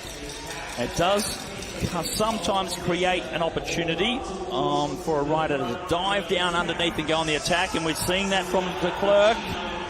Caponi straight onto the wheel, so it's just going to string the field out again. Is there going to be a split? There is indeed. 7 laps to go, and will they go on with it? Split in the field now. That's all been caused by Kathleen de Klerk from Belgium. But Caponi, she didn't want to ride through there. She's happy sat on the wheel. She's going for that sprint. She's just following, and she's dropped herself back into third wheel this time now. 6 laps to go. De Klerk keen to make this finale as hard as it possibly can be. Big now from Larata from Spain. Zayed from Egypt has gone with her now. So 5 laps to go. Big hesitation back in the main field. The pure sprinters don't want to waste their legs chasing, and that has created an opportunity. 2 riders off the front. This is the time. This is a brilliant time to attack from the pair from Egypt and Spain. Huge reaction though from Maggie Coles Lister. This isn't the time to look back. This is the time to go. But it's all coming back. Martins from Portugal has brought that group back together. Yeah, not Coles Lister, as I mentioned. It is Martins from Portugal. That was a really good move from her, but that has put her on the front with 3 laps to go. Stenberg in second position. Big move starting to come from Balasheta. Moran in good position. Perfect position.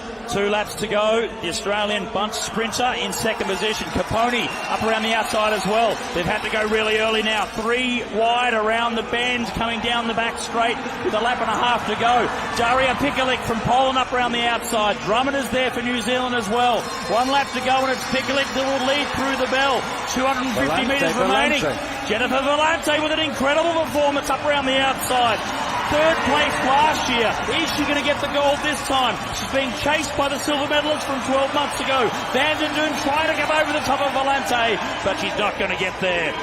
It's a gold to America. The USA, Jennifer Valente. Bronze last time, gold here in Glasgow. And it looked just behind Michaela Drummond, hung on to 3rd place to pick up that bronze medal. But Valente from a long way back. Strong, wasn't it? That was really strong. and went round and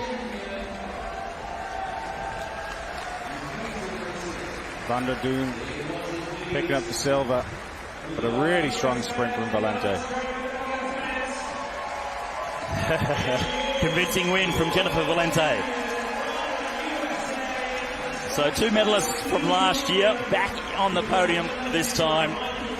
So back-to-back silver medalists for Maike van der Doon from the Netherlands, and swapping the bronze from last year for the gold this time around. Daria Pikalik, she led across the bell, 1 lap to go, and Chloe Moran was right in the mix as well, but just that power of Jennifer Valente. So into the back straight, Pikalik leading, passed by Valente, Drummond on the inside, lucky not to get squeezed by Van der Doon. Yep. Cara Caponi was also in the hunt. Caponi was on the inside of Drummond there. She couldn't get out to really open up her sprint. And Valente, fastest finisher out of that group there, and a deserved winner. And look for the race for third. It's indeed New Zealand's. And Fidanza fourth, I think it was, across the line. So the defending champ with a good ride to good defence of her title. 4th place for her.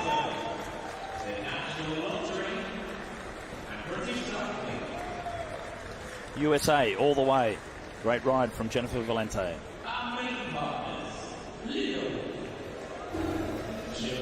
Two more events on the program now. Michaela Drummond on the podium for New Zealand, bronze medal for her, so that was a solid performance as well. We have the women's B individual pursuit finals coming up, and that will be followed by the men's team sprint finals. Australia versus the Netherlands for gold and silver. That's going to be a fascinating battle. That will wrap things up. The second night here of competition at the UCI Track Cycling World Championships at the Sir Chris Hoy Velodrome in Glasgow. Back-to-back silvers for the Netherlands.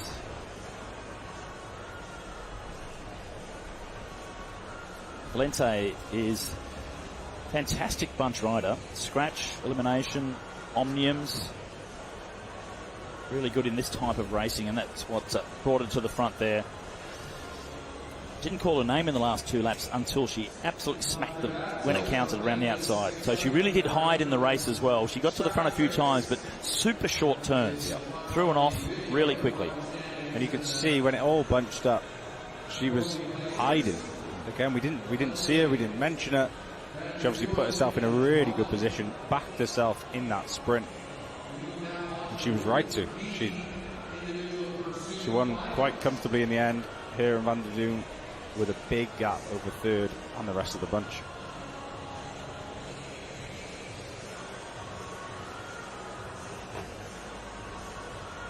Women's B individual pursuit finals coming up. The penultimate events on the program here tonight.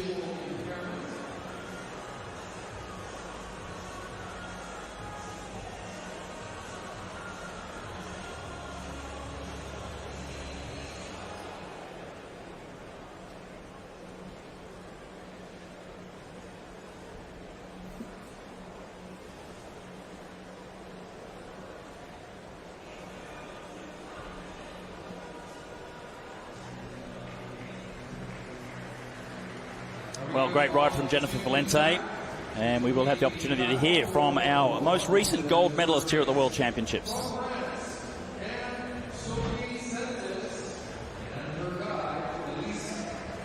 Go coming back at you, but you managed to hold her off. I couldn't see her, but I was very aware. You know, you always kind of think what you would do, and if I was her, I would be trying to take a run. And so just when I went, knowing that someone was always going to be there pushing on the outside. And you come out of it the world champion. How does that feel? Yeah, you know, at the very beginning of the competition, there's a lot of racing to go, and so it's really exciting. But just trying to refocus actually the rest of the races. Well done. Thank you. Well done indeed. Great performance. Smart enough to hide inside the field. Didn't waste any energy. Used it all when it counted for the sprint for gold. France versus Ireland for the race for bronze here in the women's B individual pursuit finals. And Sophie Sentis gets underway for France with Elise Delzenne as her pilot, and Katie George Dunleavy being piloted by Eve McChrystal. Only 1 second between these teams in qualifying. That's nothing. Certainly no absolute favourites for this one, and it's the slower of the teams from qualifying proving us right from the start, going to the front. So Ireland leads. Early stages though, 12 laps, 3 kilometres. And the first 2 laps completed. And a half a second lead for Ireland over France.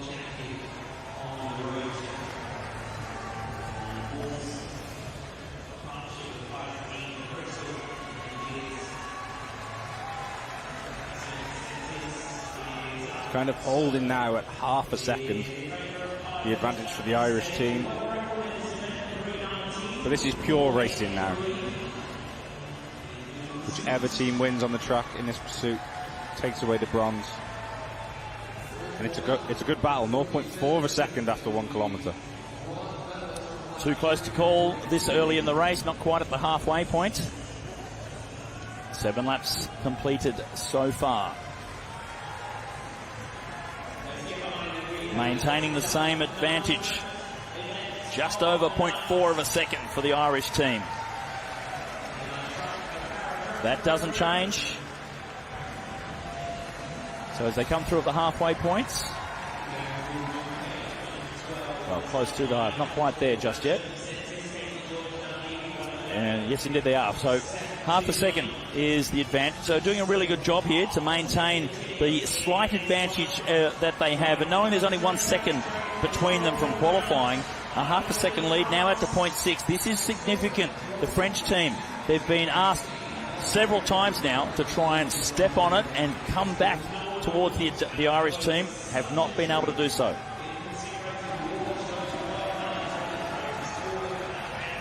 Now the gap's getting bigger to the Irish team, with 1 kilometre of racing to go, now up to 0.8 of a second.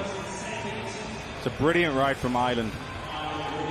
Bursting with confidence now, Dunleavy and McChrystal. And you can see the expressions on both coaches. The French coach a little bit worried.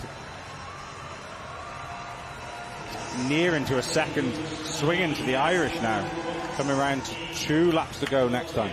Final 500 metres, and Ireland have taken control of this race right from the start. French team being asked by their coach to pick it up. You've got 2 more laps if you want a bronze medal, but you have to do something very special to overcome what is almost a 1 second advantage. They've brought it back a little bit. So they'll come around to get the bell, and the gap has come down slightly. Not enough though, very slightly indeed. So the Irish team with just a little bit over half a lap to hold on here for the bronze medal.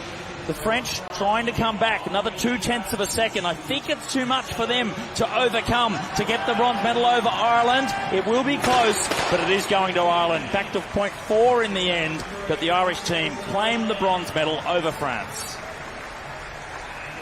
Ireland there really went out. They got on top of the race and really controlled things. Even though it went back down to 0.4, they gave themselves that gap. And the realization now, the confirmation, they're bronze medalists in a World Cup.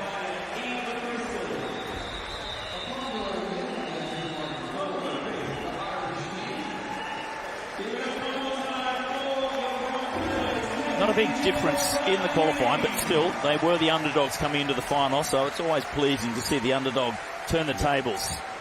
The French, no doubt, would have preferred it not to be that way, but they did come back 0.4 in the end, so it was a nice fight back from the French team.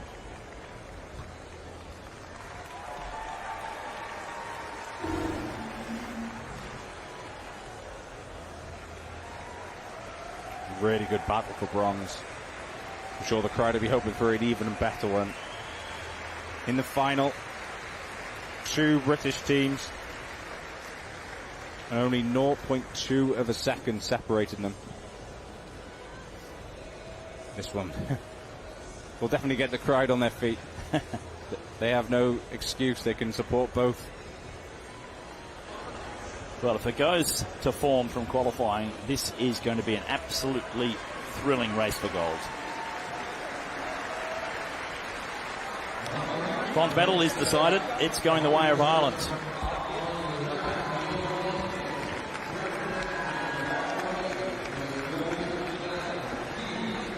So the fastest qualifiers, but ever so slightly, coming up onto the home straight. Laura Farke and Corinne Hall as the pilots. And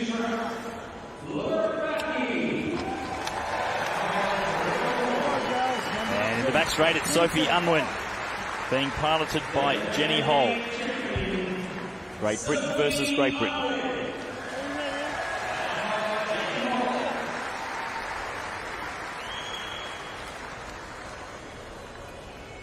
World record in this event is with the team in the home straight. Laura Farke with a 3:19.48. This is the race for gold. Women's B individual pursuit final is underway. It's an all-British affair.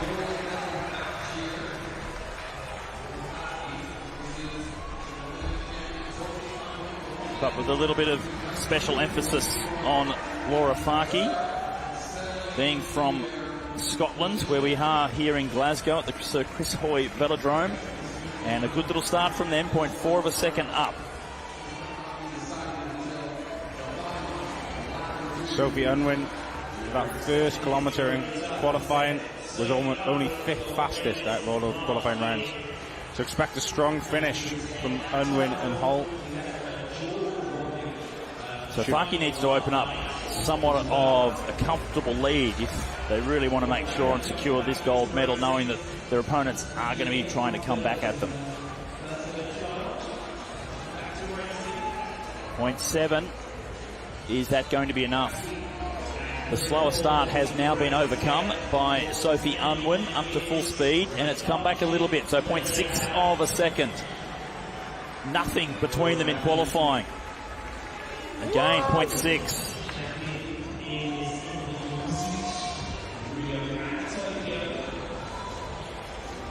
Now down to half a second. The fight back has begun.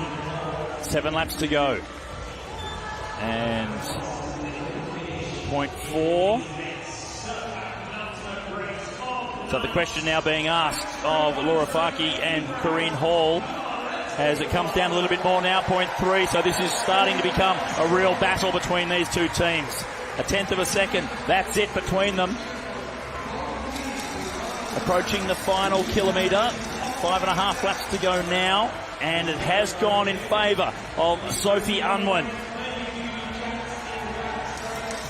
Oh, and it's really blown out. 0.3. Well, blown out. It's been so close that 0.3 of a second is a big difference from what we've seen. The momentum, it really has started to swing towards Sophie Unwin. 0.7 of a second. This is going to be a really difficult challenge for Laura Farke to try and overcome.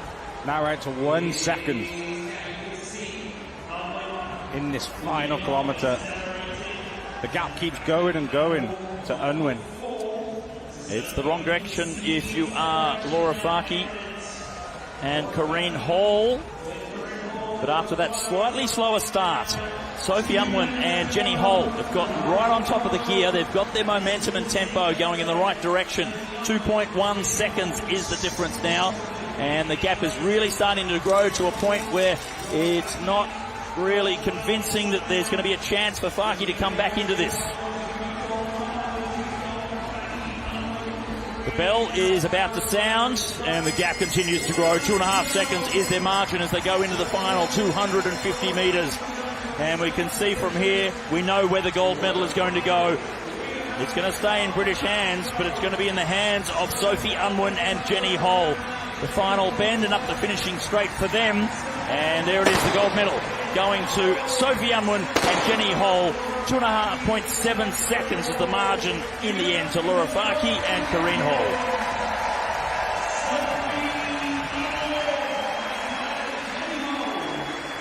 And that right there, so composed early on. They didn't get under pressure in that first kilometre. had those strong legs in that second half of the race and really just turned the tables and turned the tide. And ended up winning by a big gap. Really was expecting a closer battle in the end. And for the first part, yeah, it certainly looked like it was going to be a real ding-dong fight. But in the end, the margin really did blow out. Convincing win there for Sophie Unwin. Good job being piloted by Jenny Hull. Winning performance, gold and silver to Great Britain. Ireland picking up the bronze medal. So certainly plenty to talk about on the podium. All fantastic English speakers, of course. Sophie and Jenny already picked up a gold medal yesterday, turning it into a double. Jenny, the pilot on the front, local to Glasgow as well, so can't get any better than racing at home and winning gold medals to boot.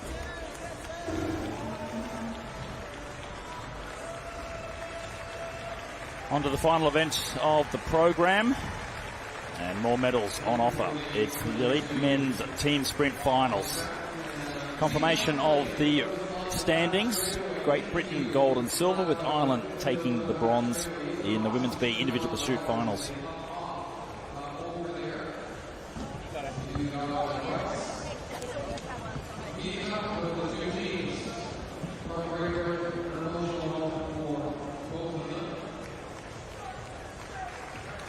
Race for the bronze medal coming up between France and Great Britain. France ever so slightly faster than the British pairing, triplet I should say, the trio. And the race for gold between the Netherlands and Australia. Repeat contest of the World Championships last year. Australia got the better of the Netherlands there. But at the moment, the Dutch, very impressive in the first rounds. Big question put onto the shoulders of the Australians. What can they do to turn the tables? Momentum seems to be going towards the Dutch, but you must do it now in the finals, and it's a short turnaround. Big gap between the qualifying yesterday and the first round today. Very short gap between that first round and the finals here. Really, no recovery, no rest.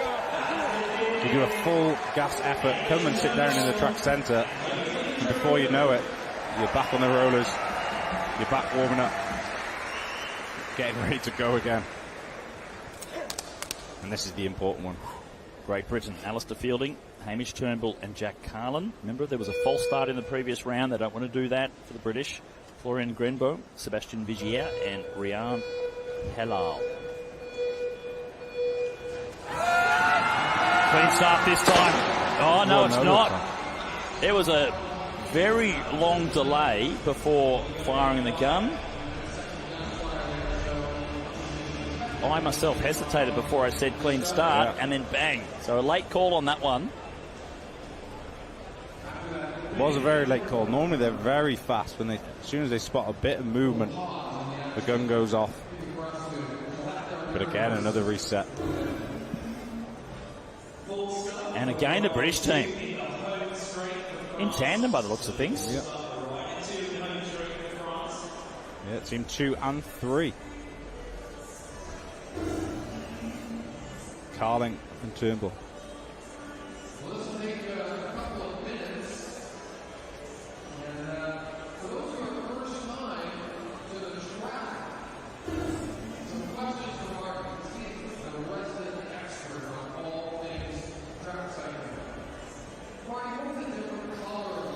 Also scrutinising the French team, so both teams under scrutinisation here.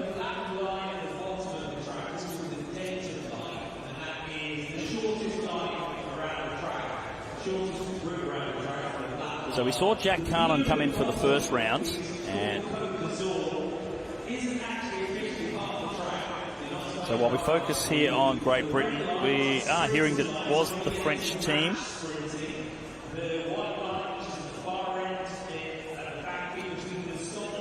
So they are allowed to have a restart. But just back to the British team for a moment. Jack Carlin did come in for round one, the first round. Didn't write the qualifying, came in for the first round, but he has gone back out again, and Joe Truman has come in to replace him in the final. So Fielding, Turnbull and Truman. looking to make the Truman show if he can pick up the bronze medal here. So a bit of pressure on France now. Well, both teams. Any false start now from either of these squads and they will be disqualified.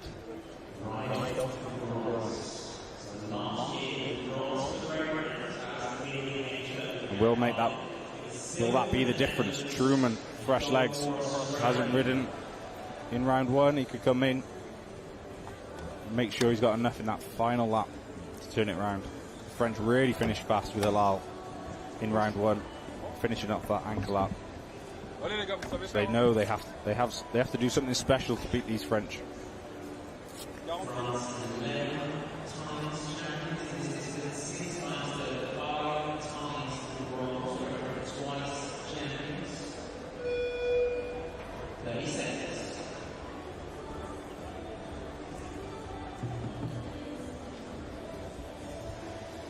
Reset, refocus, and here we go again. Bronze medal on the cards. Who is it going to be, France or Great Britain? Grenbo, Vigier and Halal versus Fielding, Turnbull and Truman.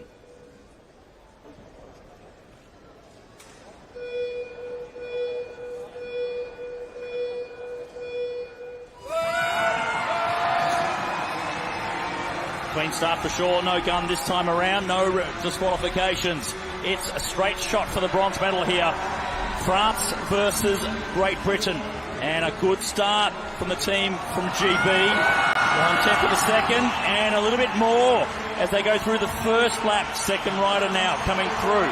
Turnbull versus Vigier. And it's gone out a little bit more, so the pressure's going to go on to Ryan Halal from France to try and bring this home. Big advantage over 2/10 of a second for Team GB as they come down the final lap. But we know how fast Ryan Halal is. He's up against the fresh legs of Joe Truman. Who's going to claim the bronze?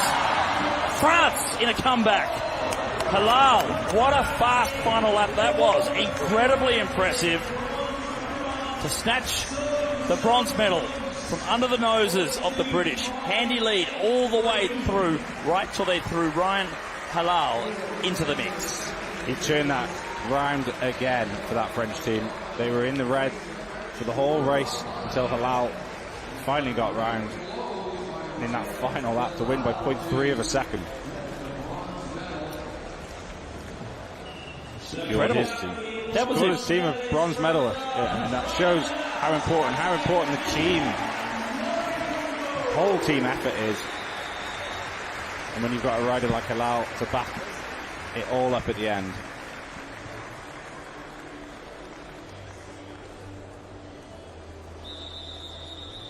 After the initial false starts, always, even I am dreading it happening again. I never like to see teams being disqualified.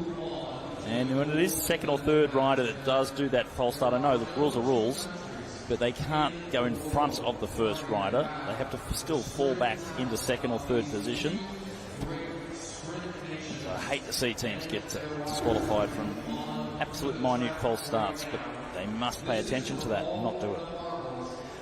Great ride for France, climbing back onto the podium. Leaves us with one more race tonight, and the Netherlands versus Australia. Roy van den Berg, Harry Levedessen and Jeffrey Hoogland up against Lee Hoffman, Matthew Richardson and Matthew Gleitzer.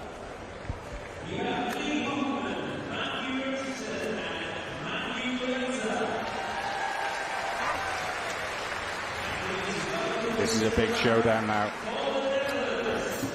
And it really is. Gold silver medal race from last year. The Australians are the defending champions. They got the better of the Netherlands, but in the first round that we saw tonight, wow, the Netherlands really put on a show. Grunts and groans. Harry Levedessen. This is Roy van den Berg. Matthew Gleitzer at the top of the track. Matthew Richardson, position 2. And there's Lee Hoffman.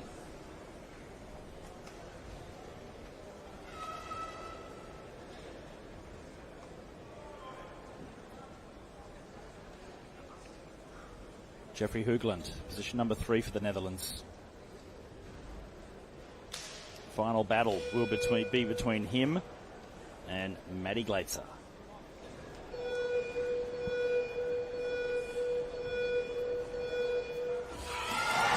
Team sprint final underway. Rematch from the World Championships 12 months ago.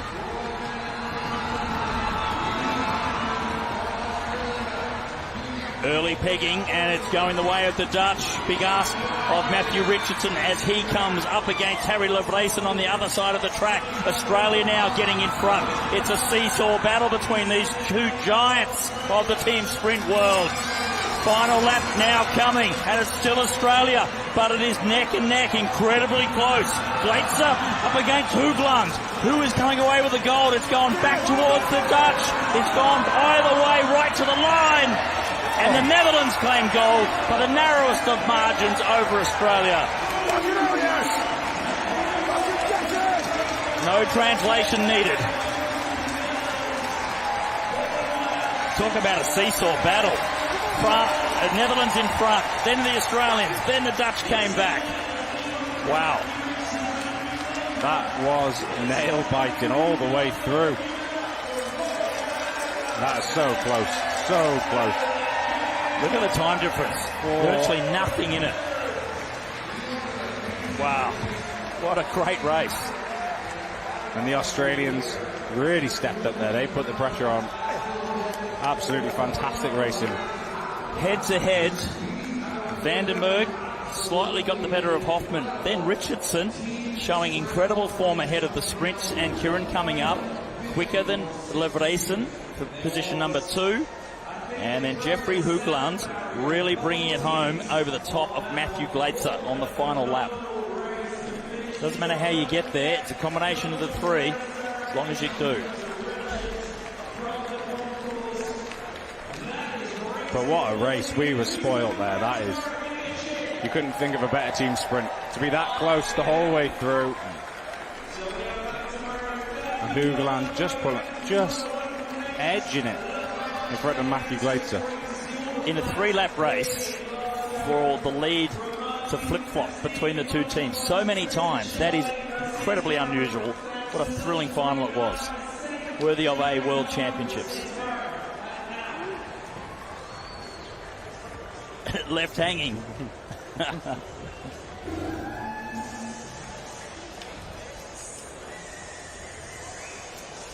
What a way to finish day 3 of competition.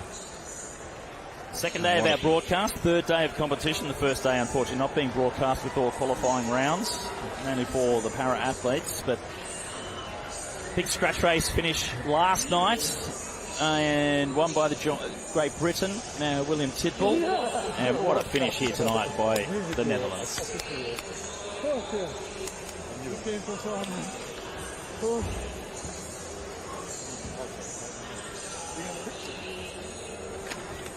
Doesn't get much closer than what we just saw. 12 months out from the Olympic Games in Paris. Neck and neck between the Netherlands and Australia at this point.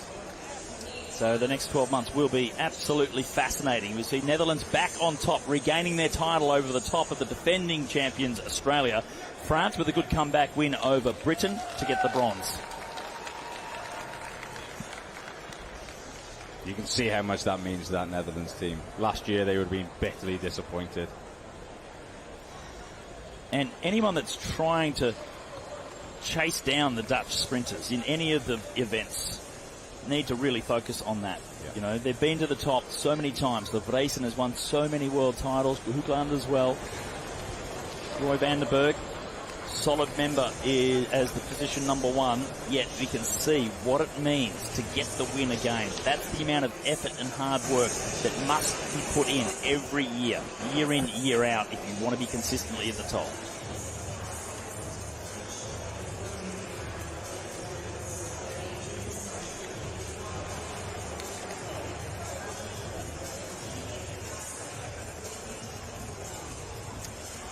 I'm not even going to look at the next night's program. I'm just going to let my nerves come down a little bit, calm down, deep breath, and I'll think about tomorrow when I get to tomorrow. Wow. If you're anywhere near Glasgow, or if you're not too far away and you can get yourself up here, there's so much on offer. Still so many days of track cycling to come. And of course, all of the other cycling disciplines, every one of them that are under the banner of the International Cycling Union, have their World Championships here in Glasgow over the next 10 days or so. Make your way up here. Enjoy it. It's a festival of cycling. Talk about inspiration. This is what it means to the next generation.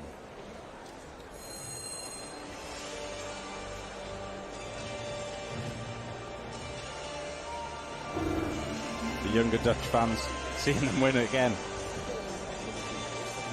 Making that journey over from the Netherlands all worth it when they get to Glasgow. What a race. Yeah, we're ready.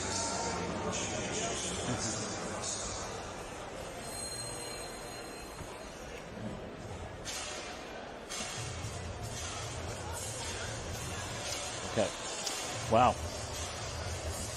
Well, looking forward to hearing from, if not all, but at least one of our winning team there, the Netherlands. Back on top, the Netherlands. Harry, Roy, we're missing Jeffrey. This is slightly unconventional, but that was just one of the best team sprints you could ever see. You were ahead, then the Australians were ahead, and then you were ahead again. How was it like from the inside? Oh, I look at the scoreboard and I saw we were a little bit behind. Then we were in front, then behind. And the machine there, Jeff, he could finish it off. So that was amazing. It was like a roller coaster of emotions in this 41 seconds. But then seeing the Dutch on top of the television on the board. Yeah. You guys are so big, so powerful, but you've also got this massive smile on your face all the time. You seem to enjoy it. Does that make you fast, Harry? Is that the secret? I definitely think so. Otherwise I can head off the pain and still smile. But it was insanely close. It was so good team sprint. Like, we started already yesterday and it took so long till we could go again this evening. But when we said at the start, we were ready and just went for it. But really happy to have the jersey back. Wonderful, you deserve it. Congratulations to you, congratulations to Jeffrey as well. You're free men. Can I go? You can go! You can see I can talk a bit more, because I only do one lap. He's doing 3.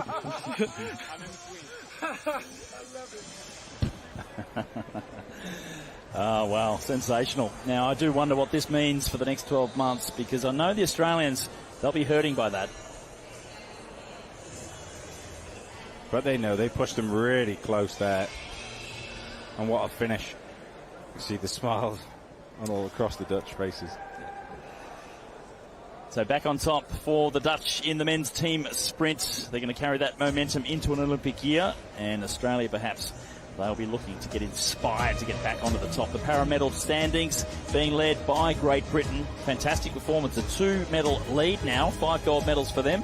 So looking really strong. Japan also picking up a gold medal, sitting down in 6th place. A couple of medals there for Australia. Not quite getting to the top of the podium just yet. Medal standings for the able bodies. Germany leading the way, along with the United States. Jennifer Valente adding to that title tonight. Great Britain with 1. The Netherlands, they're the gold medal we just saw in the men's team sprint.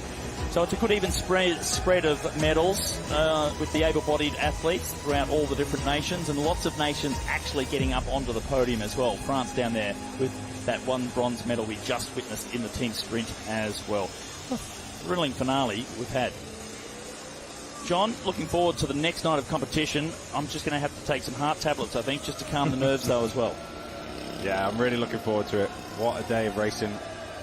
Plenty more racing to come. And I think it's going to get even better. Well, make sure you tune in to our next broadcast. So many more fantastic races to come in tomorrow night's program.